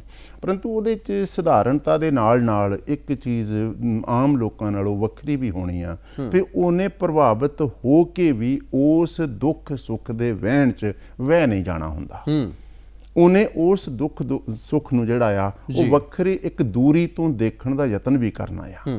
ਜੇ ਉਹ ਦੂਰੀ ਤੋਂ ਦੇਖ ਨਹੀਂ ਪਾਉਂਦਾ, ਦੂਰੀ ਦਾ ਅਰਥ ਇੱਥੇ ਸਿਰਫ ਇੰਨਾ ਆ ਵੀ ਆਪਣੇ ਆਪ ਨਾਲੋਂ ਉਸ ਘਟਨਾ ਨੂੰ ਤੋੜ ਕੇ ਹੀ ਤੁਸੀਂ ਉਹਦਾ ਠੀਕ ਐਨਾਲਿਸਿਸ ਕਰ ਸਕਦੇ ਹਾਂ ਜੀ। ਜੇ ਤੁਸੀਂ ਉਸ ਭੀੜ ਵਿੱਚ ਭੀੜ ਹੋਏ ਆ ਤੇ ਤੁਸੀਂ ਉਸ ਤਰ੍ਹਾਂ ਦਾ ਉਹਦੀ ਪੜਚੋਲ ਨਹੀਂ ਕਰ ਸਕਦੇ ਵੀ ਘਟਨਾ ਦੇ ਅਸਲ ਵਿੱਚ ਰੂਟਸ ਪਏ ਕਿੱਥੇ ਆ, ਜੜ੍ਹਾਂ ਪਈਆਂ ਕਿੱਥੇ ਆ ਜੀ। ਇਸ ਲਈ ਸਾਹਿਤਕਾਰ ਦਾ ਸਧਾਰਨ ਬੰਦੇ ਨਾਲੋਂ ਇਹ ਫਰਕ ਸਮਝਣ ਦੀ ਬਹੁਤ ਲੋੜ ਹੈ ਵੀ ਜਾਨੀ ਇੱਥੇ ਇਹ ਤੁਸੀਂ ਕਹਿ ਨਹੀਂ ਸਕਦੇ ਵੀ ਉਹ ਦੂਰ ਹੈ ਘਟਨਾ ਤੋਂ। ਅਸਲ 'ਚ ਉਹ ਦੂਰੀ ਜਿਹੜੀ ਆ ਉਹਨੂੰ ਰਚਨਾਤਮਕ ਦੂਰੀ ਤੁਸੀਂ ਕਹਿ ਸਕਦੇ ਆ। ਜੇ ਜਿਹੜਾ ਆ ਉਹ ਤੁਸੀਂ ਸੱਚੀ ਮੁੱਚੀ ਕਿਸੇ ਘਟਨਾ ਤੋਂ, ਜਿਵੇਂ ਆਪਾਂ ਸਧਾਰਨ ਗੱਲਾਂ ਬਾਤਾਂ 'ਚ ਗੱਲ ਕਰਦੇ ਹਾਂ ਵੀ ਇਹ ਘਟਨਾ ਤਾਂ ਹੋ ਗਈ ਆ, ਅੱਜ ਤੁਸੀਂ ਇਹਨੂੰ ਛੱਡ ਲਓ, ਆਪਾਂ ਇਹਦੇ ਬਾਰੇ ਕੱਲ੍ਹ ਗੱਲ ਕਰਾਂਗੇ। ਜਦੋਂ ਸ਼ਾਮ ਨੂੰ ਤੁਸੀਂ ਕੱਲ੍ਹ ਤੇ ਪਾਉਂਦੇ ਆ ਵੀ ਇਸ ਗੱਲ ਦਾ ਆਪਾਂ ਫੈਸਲਾ ਕੱਲ੍ਹ ਕਰਾਂਗੇ, ਅਸਲ 'ਚ ਤੁਸੀਂ ਉਸ ਸਥਿਤੀ ਨਾਲੋਂ ਆਪਣੇ ਆਪ ਨੂੰ ਤੋੜ ਕੇ ਵੱਖਰਾ ਐਨਾਲਿਸਿਸ ਕਰਨ ਦੀ ਸਮਰੱਥਾ ਦੇਖਣਾ ਚਾਹੁੰਦੇ ਆ ਵੀ ਕੱਲ੍ਹ ਆਪਾਂ ਰੀਥਿੰਕ ਕਰਾਂਗੇ ਵੀ ਅਸਲ 'ਚ ਇਹ ਹੋਇਆ ਕੀ ਆ। ਸਾਹਿਤਕਾਰ ਵੀ ਇਹੀ ਕੰਮ ਕਰਦਾ, ਉਹ ਘਟਨਾ ਨਾਲੋਂ ਆਪਣੇ ਆਪ ਨੂੰ ਇੱਕ ਵਿੱਥ ਤੇ ਰੱਖ ਕੇ ਉਹਨੂੰ ਦੁਬਾਰਾ ਸੋਚਦਾ ਤੇ ਫਿਰ ਲਿਖਦਾ ਆ। ਜਦੋਂ ਉਹ ਫਿਰ ਲਿਖਦਾ ਆ ਤੇ ਉਹ ਅਸਲ ਵਿੱਚ ਉਸ ਵਰਤਾਰੇ ਨੂੰ ਜਿਹੜਾ ਆ ਉਹ ਆਮ ਬੰਦੇ ਨਾਲੋਂ ਸਮਝਾਉਣ ਦੇ ਜ਼ਿਆਦਾ ਵਧੇਰੇ ਯੋਗ ਹੋ ਜਾਂਦਾ। ਇਸੇ ਲਈ ਸਾਹਿਤ ਜਿਹੜਾ ਆ ਉਹ ਤਤਕਾਲੀ ਘਟਨਾਵਾਂ ਨਾਲ ਜੁੜਿਆ ਹੋਇਆ ਤਾਂ ਦਿਖਾਈ ਦਿੰਦਾ ਆ, ਪਰੰਤੂ ਤਤਕਾਲੀ ਘਟਨਾਵਾਂ ਦਾ ਇੰਨ ਬਿੰਨ ਉਹ ਚਿੱਤਰ ਨਹੀਂ ਹੁੰਦਾ। ਅੱਛਾ, ਜੇ ਉਹ ਇੰਨ ਬਿੰਨ ਚਿੱਤਰ ਹੋਵੇ ਤਾਂ ਫਿਰ ਉਹ ਅਸਲ 'ਚ ਸਾਹਿਤ ਬਹੁਤ ਦੂਰ ਤੱਕ ਜਾਣ ਵਾਲਾ ਨਹੀਂ ਹੁੰਦਾ। ਉਹ ਫਿਰ ਪੱਤਰਕਾਰੀ ਵਾਂਗ ਰਿਪੋਰਟਿੰਗ ਟਾਈਪ ਹੋ ਸਕਦਾ ਹੈ। ਜੀ ਜੀ। ਔਰ ਰਿਪੋਰਟਿੰਗ ਟਾਈਪ ਦਾ ਅਰਥ ਮੈਂ ਸ਼ਬਦ ਕੌਮਿਆਂ 'ਚ ਹੈ ਵੀ ਸੂਚਨਾਵਾਂ ਲਿਟਰੇਚਰ ਵਿੱਚ ਨਹੀਂ ਹੁੰਦੀਆਂ। ਅਸਲ 'ਚ ਸੂਚਨਾਵਾਂ ਜਿਹੜੀਆਂ ਘਟਨਾਵਾਂ ਦੀਆਂ, ਖਬਰਾਂ ਦੀਆਂ ਸੂਚਨਾਵਾਂ ਜਿਹੜਾ ਆ ਉਹ ਵੱਖਰਾ ਸ਼ਬਦ ਹੈ।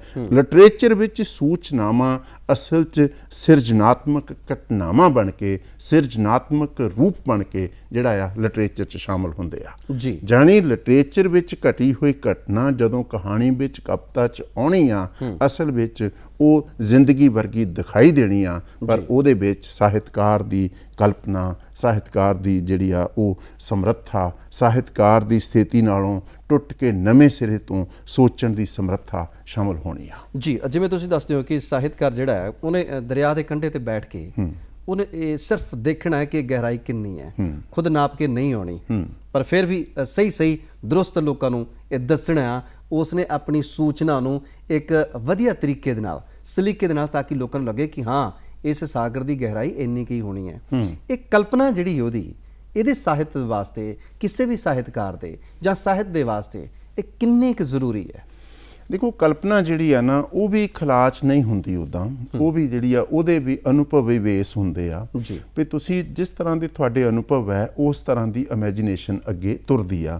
ਪਰੰਤੂ ਫਿਰ ਵੀ ਇਮੈਜੀਨੇਸ਼ਨ ਦਾ ਤੁਹਾਡੀ ਨਿੱਜ ਨਾਲ ਜ਼ਿਆਦਾ ਸੰਬੰਧ ਹੈ ਔਰ ਤੁਹਾਡੇ ਅੰਦਰ ਤੁਸੀਂ ਕਿਸ ਤਰ੍ਹਾਂ ਦੀ ਜਿਹੜੀ ਆ ਪੈਦਾਇਸ਼ ਤੁਹਾਡੀ ਹੋਈ ਆ, ਕਿਸ ਤਰ੍ਹਾਂ ਦੀ ਤੁਸੀਂ ਸੋਚਣ ਦੀ ਅਭਿਆਸ ਕੀਤਾ, ਸੋਚਣ ਦਾ, ਇਹ ਚੀਜ਼ਾਂ ਵਰਕ ਕਰਦੀਆਂ ਆ। ਔਰ ਮੈਂ ਤੁਹਾਨੂੰ ਇੱਕ ਗੱਲ ਇੱਥੇ ਕਹਿਣੀ ਚਾਹੁੰਦਾ ਵੀ ਅਨੁਭਵ ਹਰ ਬੰਦੇ ਨੂੰ ਲਾਈਫ 'ਚ ਹੁੰਦੇ ਆ ਜੀ, ਪਰੰਤੂ ਅਨੁਭਵ ਦਾ ਐਨਾਲਿਸਿਸ ਕਰਨ ਦੀ ਸਮਰੱਥਾ ਹਰ ਬੰਦੇ ਕੋਲ ਨਹੀਂ ਹੁੰਦੀ। ਮੈਂ ਇੱਕ ਉਦਾਹਰਣ ਦਿੰਦਾ। ਬਹੁਤ ਸਾਰੇ ਲੋਕ ਕਹਿੰਦੇ ਆ ਵੀ ਸਾਹਿਤਕਾਰ ਹੱਡ ਬੀਤੀ ਲਿਖੇ ਤਾਂ ਜ਼ਿਆਦਾ ਬਿਹਤਰ ਹੈ ਜੀ। ਬਹੁਤ ਸਾਰੇ ਲੋਕ ਇਹ ਗੱਲਾਂ ਕਰਦੇ, ਬਹੁਤ ਸਾਰੇ ਲੋਕ ਕਹਿੰਦੇ ਆ ਵੀ ਘਟਨਾ ਜੇ ਤੁਹਾਡੇ ਨਾਲ ਘਟੀ ਨਹੀਂ ਤੁਸੀਂ ਕਿੱਦਾਂ ਲਿਖ ਸਕਦੇ ਆ।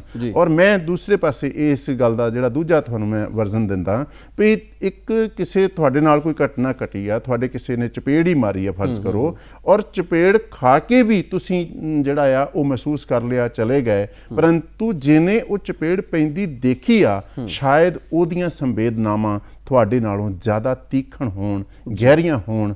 ਉਸ ਚਪੇੜ ਦਾ ਉਹ ਇੱਦਾਂ ਦਾ ਅਰਥ ਸਿਰਜਾਵੇ ਵੀ ਜਦੋਂ ਵੀ ਉਸ ਚਪੇੜ ਬਾਰੇ ਕਵਿਤਾ ਪੜ੍ਹੀ ਜਾਵੇ, ਕਹਾਣੀ ਪੜ੍ਹੀ ਜਾਵੇ ਤਾਂ ਦਰਦ ਹਰ ਪਾਠਕ ਨੂੰ ਹੋਵੇ। ਬਿਲਕੁਲ। ਇਸ ਲਈ ਘਟਨਾ ਨੂੰ ਸਹਿ ਜਾਣਾ ਸਧਾਰਨ ਬੰਦੇ ਦਾ ਸੱਚ ਹੈ, ਪਰੰਤੂ ਘਟਨਾ ਨੂੰ ਜਿਹੜਾ ਆ ਉਹ ਸੰਵੇਦਨਸ਼ੀਲ ਤਰੀਕੇ ਨਾਲ ਸਿਰਜ ਜਾਣਾ ਇਹ ਸਾਹਿਤਕਾਰ ਦੇ ਹਿੱਸੇ ਆਇਆ ਆ। ਬਹੁਤ ਖੂਬ। ਇਸ ਲਈ ਠੋਕਰ ਖਾਣ ਵਾਲਾ ਵੱਡਾ ਨਹੀਂਗਾ, ਠੋਕਰ ਨੂੰ ਸੰਵੇਦਨਸ਼ੀਲ ਤਰੀਕੇ ਨਾਲ ਰੀਡਿਫਾਈਨ ਕਰਨ ਵਾਲਾ ਸਾਹਿਤਕਾਰ ਅਖਵਾਉਂਦਾ ਆ, ਔਰ ਸ਼ਾਇਦ ਉਹ ਵੱਡਾ ਵੀ ਇਸੇ ਲਈ ਅਖਵਾਉਂਦਾ ਆ, 100 ਕਦਮ ਸਮਾਜ ਤੋਂ ਅੱਗੇ ਅਖਵਾਉਂਦਾ ਆ, ਕਿਉਂਕਿ ਉਹ ਦਰਦ ਹੋ ਸਕਦਾ 40, 50, 100 ਸਾਲ ਬਾਅਦ ਸਮਝਿਆ ਜਾਏ ਵੀ ਅੱਛਾ ਇਹ ਇਦਾਂ ਦਾ ਦਰਦ ਸੀ। ਬਿਲਕੁਲ ਜੀ। ਮੈਂ ਇੱਥੇ ਆਪਣੀ ਵੀ ਇੱਕ ਗੱਲ ਦੱਸਣੀ ਚਾਹੁੰਦਾ ਜੀ। ਇੱਕ ਗੀਤ ਲਿਖਿਆ ਸੀ ਕੈਨੇਡਾ ਦੇ ਉੱਪਰ ਮੈਂ ਜੀ ਜੀ ਕਿ ਜਿਹੜੇ ਲੋਕ ਸਾਡੇ ਇੱਧਰੋਂ ਉੱਧਰ ਜਾਂਦੇ ਆ, ਉੱਧਰ ਜਾ ਕੇ ਉਹਨਾਂ ਦੇ ਨਾਲ ਕੀ ਹਾਲਾਤ ਹੁੰਦੇ ਨੇ, ਤੇ ਉੱਧਰਲੇ ਸਾਰੇ ਹਾਲਾਤ ਜਦੋਂ ਮੈਂ ਦੱਸੇ ਤੇ ਮੈਨੂੰ ਕੈਨੇਡਾ ਦੇ ਵਿੱਚੋਂ ਫੋਨ ਆਇਆ ਤੇ ਮੈਨੂੰ ਕਹਿੰਦੇ ਕਿ ਤੂੰ ਕੈਨੇਡਾ ਦੇ ਵਿੱਚ ਕਿੰਨੇ ਸਾਲ ਲਾਏ, ਤੇ ਮੈਂ ਕਿਹਾ ਮੈਂ ਤਾਂ ਹਲੇ ਤੱਕ ਕੈਨੇਡਾ ਦਾ ਕੈਲੰਡਰ ਵੀ ਨਹੀਂ ਦੇਖਿਆ ਤੇ ਇਹ ਮੈਂ ਤਾਂ ਸਿਰਫ ਮਹਿਜ਼ ਇੱਕ ਮੇਰੀ ਕਲਪਨਾ, ਕਹਿੰਦੇ ਕਲਪਨਾ ਨਹੀਂ ਯਾਰ, ਸਾਨੂੰ ਇਸ ਤਰ੍ਹਾਂ ਲੱਗਦਾ ਹੈ ਕਿ ਜਿਵੇਂ ਇਹ ਤੂੰ ਬਹੁਤ ਦੇਰ ਇੱਥੇ ਹੰਢਾ ਕੇ ਇਹ ਗੀਤ ਲਿਖਿਆ ਹੋਵੇ। ਮੇਰੇ ਵਾਂਗੂ ਹੋਰ ਬਹੁਤ ਸਾਰੇ ਲੋਕਾਂ ਦੇ ਨਾਲ ਅਜਿਹਾ ਵਾਪਰਦਾ। ਬਹੁਤ ਸਾਰੇ ਨਾਵਲਕਾਰਾਂ ਨੂੰ ਲੋਕ ਕਹਿੰਦੇ ਨੇ, ਮੈਂ ਤੁਹਾਨੂੰ ਡਾਕਟਰ ਆਤਮਜੀਤ ਹੈ, ਬਹੁਤ ਵੱਡੇ ਜਿਹੜੇ ਆ ਉਹ ਸਾਡੇ ਨਾਟਕਕਾਰ ਹੈ, ਮੈਂ ਉਹਨਾਂ ਦੀ ਗੱਲ ਕਰਦਾ। ਮੈਂ ਉਹਨਾਂ ਦੇ ਇੱਕ ਨਾਟਕ ਤੇ ਕੰਮ ਕੀਤਾ ਕੈਮਲੂਪਸ ਦੀਆਂ ਮੱਛੀਆਂ ਤੇ ਜੀ, ਔਰ ਉਹਨਾਂ ਨੇ ਕੈਮਲੂਪਸ ਦੀਆਂ ਮੱਛੀਆਂ ਵੱਡੀ ਰਚਨਾ ਆ ਔਰ ਪ੍ਰਵਾਸ ਬਾਰੇ ਆ ਵੀ ਪ੍ਰਵਾਸ ਦੀ ਉਸ ਸਾਈਕੀ ਬਾਰੇ ਆ ਵੀ ਉਹ ਜਿੱਥੇ ਮਰਜ਼ੀ ਚਲੇ ਜਾਣ ਉਸ ਕੈਮਲੂਪਸ ਦੀ ਮੱਛੀ ਵਾਂਗ ਵੀ ਉਹਨਾਂ ਦੇ ਮਰਨ ਦੀ ਇੱਛਾ ਆਪਣੇ ਪਰਿਵਾਰ, ਆਪਣੇ ਕਲਚਰ, ਆਪਣੇ ਸਮਾਜ ਵਿੱਚ ਆ ਕੇ ਆ ਵੀ ਸਾਰੀ ਦੁਨੀਆ ਘੁੰਮ ਕੇ ਵੀ ਉਹ ਮੁੜ ਕੇ ਆਪਣੇ ਘਰ ਆਉਣਾ ਚਾਹੁੰਦੇ ਆ, ਆਪਣੀ ਧਰਤੀ 'ਚ ਆਉਣਾ ਚਾਹੁੰਦੇ ਆ। ਹੁਣ ਆਤਮਜੀਤ ਇੱਕ ਸਾਹਿਤਕਾਰ ਸੀ, ਉਹਨਾਂ ਨੇ ਉਹ ਪ੍ਰਵਾਸ ਦੀ ਮਾਨਸਿਕਤਾ 'ਚ ਪਿਆ ਸੂਤਰ ਪਛਾਣਿਆ, ਜਿਹੜਾ ਸੂਤਰ ਸ਼ਾਇਦ ਪ੍ਰਵਾਸ 'ਚ ਬੈਠੇ ਲੋਕ ਹੰਡਾਉਂਦੇ ਤਾਂ ਸੀ ਪਰ ਉਹਨਾਂ ਨੂੰ ਪਤਾ ਨਹੀਂ ਸੀ। ਹੁਣ ਜਦੋਂ ਤੁਸੀਂ ਉਹ ਕੈਮਲੂਪਸ ਦੀਆਂ ਮੱਛੀਆਂ ਨਾਟਕ ਪੜ੍ਹਦੇ ਆ ਤੇ ਅਸੀਂ ਸਮਝਦੇ ਆ ਵੀ ਅਸਲ ਵਿੱਚ ਬੰਦਾ ਕਿਤੇ ਵੀ ਚਲੇ ਜਾਏ, ਜਿੱਥੇ ਵੀ ਚਲਾ ਜਾਏ, ਅਸਲ ਵਿੱਚ ਉਹਦੇ ਅੰਦਰ ਸਾਂਝ ਦੇ ਜਿਹੜੇ ਸੂਤਰ ਹੈ ਨਾ ਉਹ ਇੱਕੋ ਜਿਹੇ ਹੀ ਹੁੰਦੇ ਆ।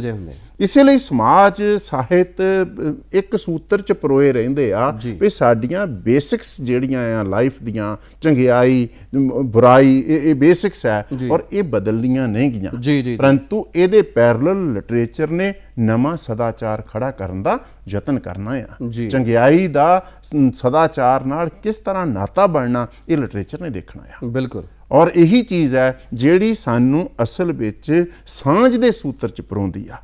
ਤੇ ਇਮੈਜੀਨੇਸ਼ਨ, ਅਸੀਂ ਸ਼ਿਵ ਕੁਮਾਰ ਬਟਾਲਵੀ ਦਾ ਇਮੈਜੀਨੇਸ਼ਨ ਆਪ ਗ੍ਰਹਿਣ ਕਰ ਲੈਂਦੇ ਆ। ਲਿਖਿਆ ਸ਼ਿਵ ਕੁਮਾਰ ਬਟਾਲਵੀ ਨੇ ਆ, ਲਿਖਿਆ ਪਾਸ਼ ਨੇ ਆ, ਲਿਖਿਆ ਨਾਨਕ ਸਿੰਘ ਨੇ ਆ, ਪਰੰਤੂ ਸਾਨੂੰ ਲੱਗਦਾ ਸਾਡੀ ਗੱਲ ਲਿਖੀ ਆ।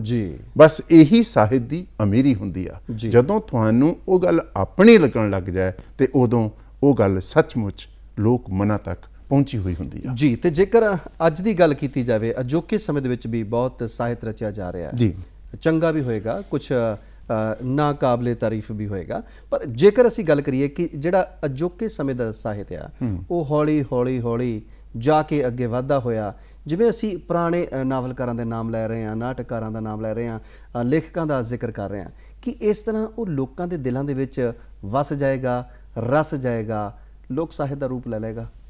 ਦੇਖੋ, ਇਸ ਤਰ੍ਹਾਂ ਆ, ਸਾਹਿਤਕਾਰ ਜਿਹੜੇ ਆ ਜਾਂ ਸਾਹਿਤ ਜਿਹੜਾ ਆ ਉਹ ਜ਼ਰੂਰੀ ਨਹੀਂ ਸਮਕਾਲ 'ਚ ਉਹਦੀ ਮਾਨਤਾ ਹੋ ਜਾਏ, ਔਰ ਉਹਦੀ ਮਾਨਤਾ ਆਮ ਤੌਰ 'ਤੇ ਕਿਹਾ ਜਾਂਦਾ ਆ ਵੀ ਚੰਗਾ ਸਾਹਿਤ ਭਵਿੱਖ 'ਚ ਜਾ ਕੇ ਆਪਣਾ ਰੰਗ ਦਿਖਾਉਂਦਾ ਆ। ਅਸਲ 'ਚ ਇਹਦਾ ਅਰਥ ਕੀ ਆ ਵੀ ਚੰਗਾ ਸਾਹਿਤ ਲੋਕਾਂ ਨੂੰ ਦੇਰ ਬਾਅਦ ਸਮਝ ਲੱਗਦਾ ਆ। ਅੱਛਾ, ਵਰਤਮਾਨ ਵਿੱਚ ਵੀ ਸਾਹਿਤ ਬਹੁਤ ਅੱਛਾ ਲਿਖਿਆ ਜਾਂਦਾ ਆ, ਲਿਖਿਆ ਜਾ ਰਿਹਾ ਆ, ਲਿਖਿਆ ਜਾਏਗਾ, ਪਰੰਤੂ ਵਰਤਮਾਨ ਵਿੱਚ ਕਿਉਂਕਿ ਵੱਡੀ ਪੱਧਰ ਤੇ ਸਾਹਿਤ ਅਵੇਲੇਬਲ ਹੁੰਦਾ ਆ, ਹਰ ਚੀਜ਼ ਹੀ ਸਾਡੇ ਕੋਲ ਅਵੇਲੇਬਲ ਹੈ। ਇਹ ਸਾਹਿਤ ਅੱਜ ਤੋਂ 60 ਸਾਲ ਪਹਿਲਾਂ ਵੀ ਇਦਾਂ ਹੀ ਹੋਏਗਾ, ਪਰੰਤੂ ਮਾੜਾ ਸਾਹਿਤ ਲੋਕਾਂ ਨੇ ਉੱਥੇ ਹੀ ਛੱਡ ਦਿੱਤਾ, ਚੰਗਾ ਸਾਹਿਤ ਚੱਲ ਕੇ ਸਾਡੇ ਕੋਲ ਆ ਗਿਆ। ਔਰ ਇਹੀ ਚੀਜ਼ ਮੈਂ ਇਸ ਸਮਕਾਲ ਨੂੰ ਜਿਹੜਾ ਆ ਉਹ ਸਮਝਦਿਆਂ ਕਹਿ ਸਕਦਾ ਵੀ ਅੱਜ ਵੀ ਜਿੰਨੀ ਮਾਤਰਾ 'ਚ ਕਵਿਤਾ, ਕਹਾਣੀ ਜਾਂ ਨਾਟਕ ਲਿਖੇ ਜਾ ਰਹੇ ਆ ਜਾਂ ਸਾਹਿਤ ਦੇ ਵੱਖ-ਵੱਖ ਰੂਪ ਲਿਖੇ ਜਾ ਰਹੇ ਆ, ਉਹਦੇ ਵਿੱਚੋਂ ਇਹ ਲੋਕ ਬਹੁਤ ਵੱਡੀ ਸਮਰੱਥਾ ਦੇ ਧਾਰਨੀ ਹੁੰਦੇ ਆ। ਉਹਨਾਂ ਨੇ ਉਹੀ ਚੀਜ਼ ਐਕਸੈਪਟ ਕਰਨੀ ਆ ਜਿਹੜੀ ਜ਼ਿੰਦਗੀ ਦੇ ਸੱਚਮੁੱਚ ਨੇੜੇ ਹੋਈ, ਜਿਹੜੀ ਜ਼ਿੰਦਗੀ ਨੂੰ ਸੱਚਮੁੱਚ ਨਵੇਂ ਸਿਰੇ ਤੋਂ ਸਮਝਦੀ ਹੋਈ, ਜਿਹੜੀ ਮਨੁੱਖਤਾ ਦੇ ਨਵੇਂ ਪਾਠ ਪੜਾਉਂਦੀ ਹੋਈ, ਉਹੀ ਚੀਜ਼ ਭਵਿੱਖ ਵਿੱਚ ਸਾਂਭੀ ਜਾਣੀ ਆ, ਬਾਕੀ ਇੱਥੇ ਹੀ ਰਹਿ ਜਾਣਾ ਆ। ਇਸ ਲਈ ਸਮਕਾਲੀ, ਤਤਕਾਲੀ ਮਿਲੀ ਹੋਈ ਮਾਨਤਾ ਬਹੁਤੀ ਵਾਰੀ ਭਵਿੱਖ ਵਿੱਚ ਜਿਉਂਦੀ ਨਹੀਂ ਰਹਿੰਦੀ, ਨਹੀਂ ਚੱਲ ਪਾਉਂਦੀ। ਇਸ ਲਈ ਤਤਕਾਲੀ ਮਾਨਤਾ ਦੇ ਆਧਾਰ ਕੁਛ ਹੋਰ ਹੋਣਗੇ, ਪਰੰਤੂ ਅਮਰ ਸਾਹਿਤ ਦੇ, ਵੱਡੇ ਸਾਹਿਤ ਦੇ ਆਧਾਰ ਸੱਚਮੁੱਚ ਵੱਡੇ ਹੁੰਦੇ ਆ। ਬਿਲਕੁਲ ਜੀ, ਔਰ ਜਿਵੇਂ ਤੁਸੀਂ ਗੱਲ ਕੀਤੀ ਹੈ ਕਿ ਇਹ ਜਿਹੜਾ ਸਾਹਿਤ ਆ ਅਮਰ ਤਾਂ ਹੀ ਹੋਵੇਗਾ ਜੇਕਰ ਉਹ ਲੋਕਾਂ ਦੀ ਗੱਲ ਕਰੇਗਾ, ਲੋਕਾਂ ਨੂੰ ਇੰਜ ਲੱਗੇਗਾ ਕਿ ਉਹ ਸੱਚਮੁੱਚ ਸਾਡੀ ਗੱਲ ਕੀਤੀ ਹੈ, ਭਾਵੇਂ ਕਿਸੇ ਵੀ ਜ਼ੁਬਾਨ ਦੇ ਵਿੱਚ ਹੋਵੇ, ਕਿਸੇ ਵੀ ਲੇਖਕ ਵੱਲੋਂ ਕੀਤੀ ਗਈ ਹੋਵੇ।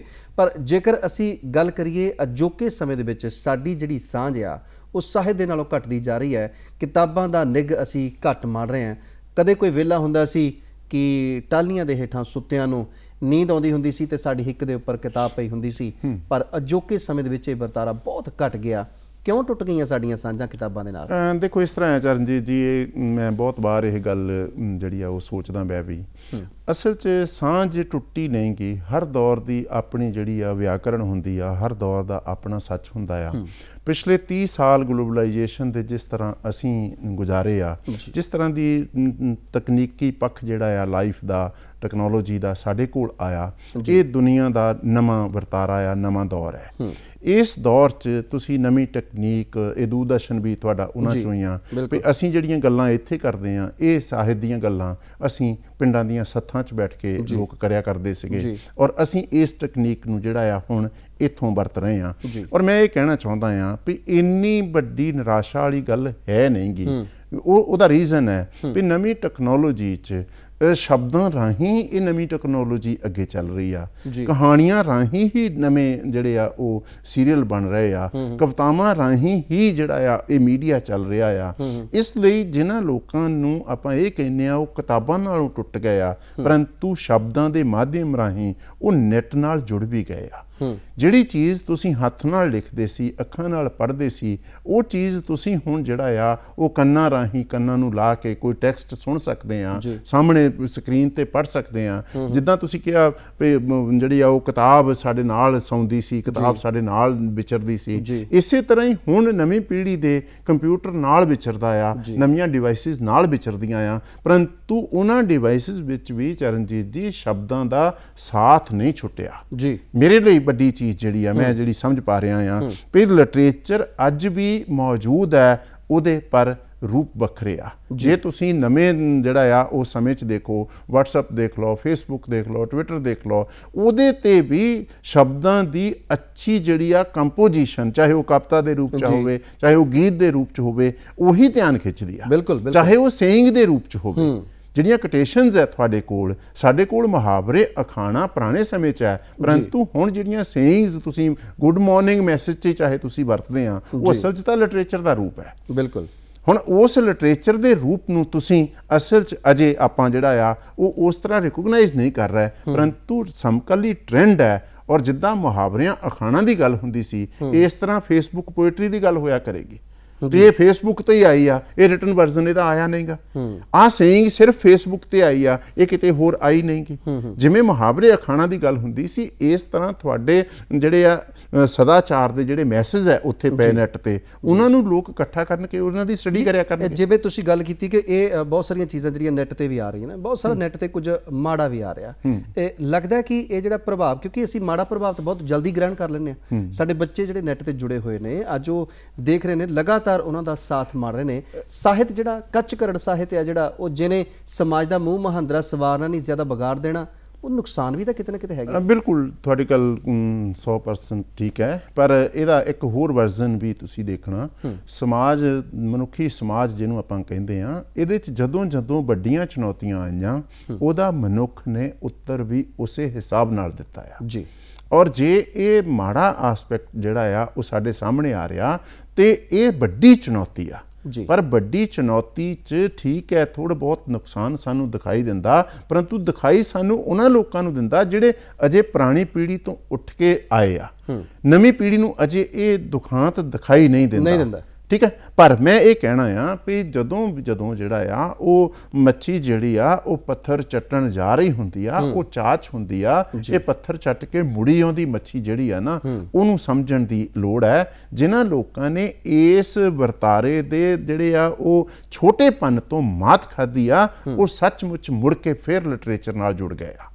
ਇਸ ਲਈ ਮਾੜੀ ਚੀਜ਼ ਜਿਹੜੀ ਆ ਤੁਹਾਡੇ ਲਈ ਚੁਣੌਤੀ ਹੋ ਸਕਦੀ ਆ, ਪਰੰਤੂ ਮਾੜੀ ਚੀਜ਼, ਮਾੜਾ ਵਰਤਾਰਾ ਤੁਹਾਡੇ ਲਈ ਵੱਡਾ ਸਬਕ ਵੀ ਹੋ ਸਕਦਾ ਹੈ। ਇਸ ਲਈ ਨੈੱਟ ਤੇ ਜਿਹੜੀ ਚੀਜ਼ ਅਵੇਲੇਬਲ ਸੀ, ਉਹ ਚੀਜ਼ ਸਾਡੇ ਕਲਚਰ 'ਚ ਕਿਸੇ ਨਾ ਕਿਸੇ ਰੂਪ 'ਚ ਘੱਟ ਛੋਟੇ ਪੱਧਰ ਤੇ ਹੋ ਸਕਦੀ ਆ, ਉਹ ਪਹਿਲਾਂ ਵੀ ਮੌਜੂਦ ਸੀ।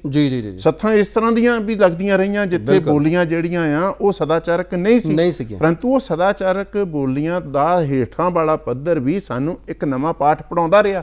ਇਸੇ ਲਈ ਇਹ ਨੈੱਟ ਦਾ ਜਿਹੜਾ ਨੈਗੇਟਿਵ ਆਸਪੈਕਟ ਅਸੀਂ ਕਹਿੰਦੇ ਆ, ਇਹ ਵੀ ਇੱਕ ਨਵਾਂ ਪਾਠ ਪੜਾ ਰਿਹਾ। ਇੱਕ ਹੋਰ ਇੱਥੇ ਲੋਕਾਂ ਦੇ ਦਿਲੋਂ ਦਿਮਾਗ ਦੇ ਵਿੱਚ ਬਹੁਤ ਜ਼ਿਹਨ ਦੇ ਵਿੱਚ ਹੁੰਦਾ ਹੈ ਕਿ ਸਾਹਿਤਕਾਰ ਜਿਹੜੇ ਵੱਡੀਆਂ ਗੱਲਾਂ ਕਰ ਜਾਂਦੇ ਆ, ਸਾਨੂੰ ਸਮਝ ਨਹੀਂ ਆਉਂਦੀ।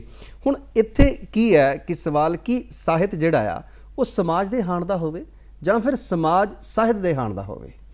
ਦੇਖੋ ਇਹ ਜੁਗਲਬੰਦੀ 'ਚ ਇਹ ਗੱਲ ਚੱਲਣੀ ਆ ਵੀ ਸਾਹਿਤ ਜਿਹੜਾ ਆ ਉਹਨੂੰ ਸਮਾਜ ਲਈ ਰਚਿਆ ਜਾਂਦਾ ਆ ਜੀ। ਇਸ ਲਈ ਸਮਾਜ ਜਿਹੜਾ ਆ ਉਹਨੂੰ ਅਸੀਂ ਠੀਕ ਕਲਿਆਣਕਾਰੀ ਰੂਪ 'ਚ ਸਾਂਝ ਦੇ ਰੂਪ 'ਚ ਪਛਾਣਨਾ ਆ। ਸਾਹਿਤ ਦਾ ਇਹ ਉਦੇਸ਼ ਹੈ ਜੀ। ਪਰੰਤੂ ਇਸ ਉਦੇਸ਼ ਨੂੰ ਪੂਰਾ ਕਰਦਾ ਹੋਇਆ ਸਾਹਿਤ ਬਿਲਕੁਲ ਜਿਹੜਾ ਆ ਉਹ ਖਬਰ ਦੀ ਪੱਧਰ ਤੱਕ ਆ ਜਾਵੇ, ਸੂਚਨਾ ਦੀ ਪੱਧਰ ਤੱਕ ਆ ਜਾਵੇ, ਇਹ ਸਾਹਿਤ ਦਾ ਜਿਹੜਾ ਆ ਉਹ ਜਿੱਦਾਂ ਕਹਿੰਦੇ ਆ ਵੀ ਉਹ ਫਿਰ ਪੂਰਨ ਰੂਪ 'ਚ ਅਰਥ ਸਾਕਾਰ ਨਹੀਂ ਹੁੰਦਾ ਜੀ। ਇਸ ਲਈ ਮੈਂ ਇਹਨੂੰ ਇੱਦਾਂ ਸਮਝਦਾ ਆ ਵੀ ਸਾਹਿਤ ਜਿਹੜਾ ਆ ਉਹ ਅਸਲ ਵਿੱਚ ਭਵਿੱਖ ਵਿੱਚ ਜਾ ਕੇ ਜ਼ਿਆਦਾ ਬਿਹਤਰ ਤਰੀਕੇ ਨਾਲ ਸਮਝਿਆ ਜਾਣਾ। ਅੱਜ ਜਿਹੜੇ ਸਾਹਿਤ ਨੂੰ ਅਸੀਂ ਪੜ੍ਹਦੇ ਹਾਂ ਉਹ ਵੀ ਸਮਾਜ ਤੋਂ ਵੱਖਰਾ ਨਹੀਂ, ਅਲੱਗਾ ਨਹੀਂ। ਜੇ ਪਾਸ਼ ਦੀ ਪੋਇਟਰੀ ਨੂੰ ਅੱਜ ਪੜ੍ਹਦੇ ਹਾਂ ਤੇ ਨਾਲ ਹੀ ਸੁਰਜੀਤ ਪਾਤਰ ਦੀ ਪੋਇਟਰੀ ਨੂੰ ਵੀ ਪੜ੍ਹਦੇ ਹਾਂ ਜੀ। ਕਲੀਅਰ। ਔਰ ਸੁਰਜੀਤ ਪਾਤਰ ਅੱਜ ਵੀ ਇੱਕੋ ਹੀ ਆ।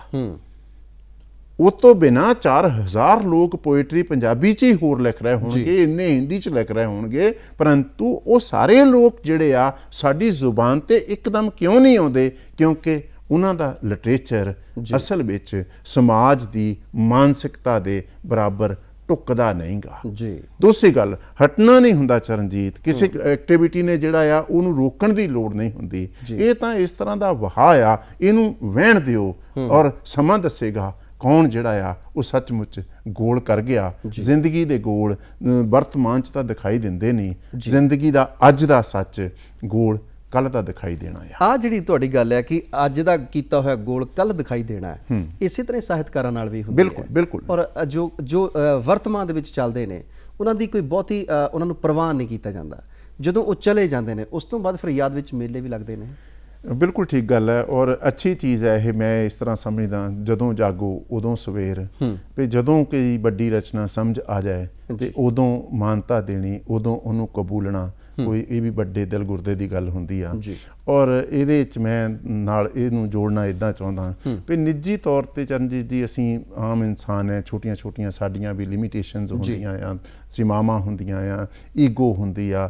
ਔਰ ਉਸ ਸਾਰੇ ਕਾਸੇ 'ਚ ਕਈ ਵਾਰੀ ਸਾਹਮਣੇ ਖੜੇ ਅੱਛੇ ਬੰਦੇ ਨੂੰ ਵੀ ਅਸੀਂ ਉਸ ਤਰ੍ਹਾਂ ਦੀ ਮਾਨਤਾ ਦੇ ਨਹੀਂ ਪਾਉਂਦੇ ਜੀ। ਸਾਹਿਤਕਾਰ ਅਸੀਂ ਇਹਦੇ 'ਚ ਇੱਕ ਵਾਅਦਾ ਬਣਦੀ ਹੈ ਸਾਡੀ ਸੋਚ, ਜਿਹੜੀ ਮੈਂ ਅਨੁਭਵ ਨਾਲ ਜੋੜ ਕੇ ਗੱਲ ਕਹੀ ਸੀਗੀ ਵੀ ਅਸਲ 'ਚ ਅਸੀਂ ਉਸ ਬੰਦੇ ਦੀ ਲਿਟਰੇਚਰ ਨੂੰ ਇੰਨ ਬਿੰਨ ਉਹਦੀ ਜ਼ਿੰਦਗੀ ਨਾਲ ਜੋੜ ਬੈਠਦੇ ਹਾਂ ਜੀ। ਜਦੋਂ ਇੰਨ ਬਿੰਨ ਜੋੜ ਬੈਠਦੇ ਹਾਂ ਤੇ ਉਹ ਵੀ ਤਾਂ ਸਧਾਰਨ ਬੰਦਾ, ਉਹਦੀਆਂ ਜਿਹੜੀਆਂ ਜ਼ਿੰਦਗੀ ਦੀਆਂ ਥੋੜਾਂ ਆ, ਘਾਟਾਂ ਆ, ਐਕਟੀਵਿਟੀਜ਼ ਆ, ਉਹ ਸਾਰੀਆਂ ਅਸੀਂ ਉਹਦੇ ਲਿਟਰੇਚਰ 'ਚੋਂ ਲੱਭਦੇ ਹਾਂ ਜੀ। ਠੀਕ ਹੈ। ਜਦੋਂ ਲਿਟਰੇਚਰ 'ਚੋਂ ਲੱਭਦੇ ਹਾਂ ਉਹ ਮਿਲਦੀਆਂ ਨਹੀਂ। ਅਸੀਂ ਕਹਿੰਦੇ ਹਾਂ ਵੀ ਇਹ ਆਪ ਕੁਛ ਹੋਰ ਹੈ, ਲਿਟਰੇਚਰ ਕੁਛ ਹੋਰ ਕਹਿੰਦਾ। ਔਰ ਇਹ ਚੀਜ਼ ਵਾਅਦਾ ਬਣਦੀ ਹੈ। ਪਰ ਜਦੋਂ ਉਹ ਬੰਦਾ ਮਨਫੀ ਹੋ ਜਾਂਦਾ ਤੇ ਸਿਰਫ ਲਿਟਰੇਚਰ ਰਹਿ ਜਾਂਦਾ ਤੇ ਉਹਦਾ ਐਨਾਲਿਸਿਸ ਪ੍ਰੋਪਰ ਹੋ ਜਾਂਦਾ।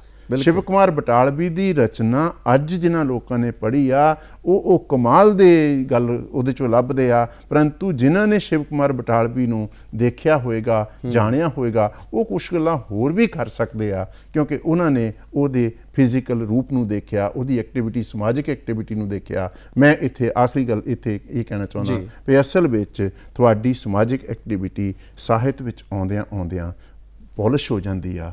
ਤੁਸੀਂ ਉਹਦੇ ਵਿੱਚ ਆਪਣੀ ਦ੍ਰਿਸ਼ਟੀ ਸ਼ਾਮਲ ਕਰਦੇ ਆ ਵੀ ਸਮਾਜ ਇੱਦਾਂ ਦਾ ਹੋਣਾ ਚਾਹੀਦਾ ਹੈ। ਬਿਲਕੁਲ ਜੀ, ਸਮਾਜ ਸੱਚਮੁੱਚ ਇਸ ਤਰ੍ਹਾਂ ਦਾ ਹੋਣਾ ਚਾਹੀਦਾ ਹੈ। ਸਾਡੀ ਗੱਲਬਾਤ ਦਾ ਇਹ ਜਿਹੜਾ ਅੱਜ ਅਸੀਂ ਸਿੱਟਾ ਇਸ ਪ੍ਰੋਗਰਾਮ ਦੇ ਵਿੱਚੋਂ ਕੱਢਿਆ, ਸਾਹਿਤ ਦੇ ਨਾਲ ਜੁੜ ਕੇ ਅਸੀਂ ਸਮਾਜਿਕ ਵਧੀਆ ਅਸੀਂ ਵਿਚਰਦੇ ਹਾਂ ਆਪਣੇ ਵਰਤਾਰੇ ਦੇ ਵਿੱਚ। ਤੇ ਡਾਕਟਰ ਜੌਲ ਸਾਹਿਬ, ਤੁਸੀਂ ਸਾਡੇ ਇਸ ਪ੍ਰੋਗਰਾਮ ਦੇ ਵਿੱਚ ਆਏ, ਤੁਹਾਡਾ ਬਹੁਤ ਬਹੁਤ ਧੰਨਵਾਦ। ਬਹੁਤ ਬਹੁਤ ਮਿਹਰਬਾਨੀ ਜੀ, ਬਹੁਤ ਬਹੁਤ ਸ਼ੁਕਰੀਆ ਜੀ। ਤੇ ਸਾਡੇ ਦਰਸ਼ਕਾਂ ਦਾ ਵੀ ਬਹੁਤ ਬਹੁਤ ਸ਼ੁਕਰੀਆ।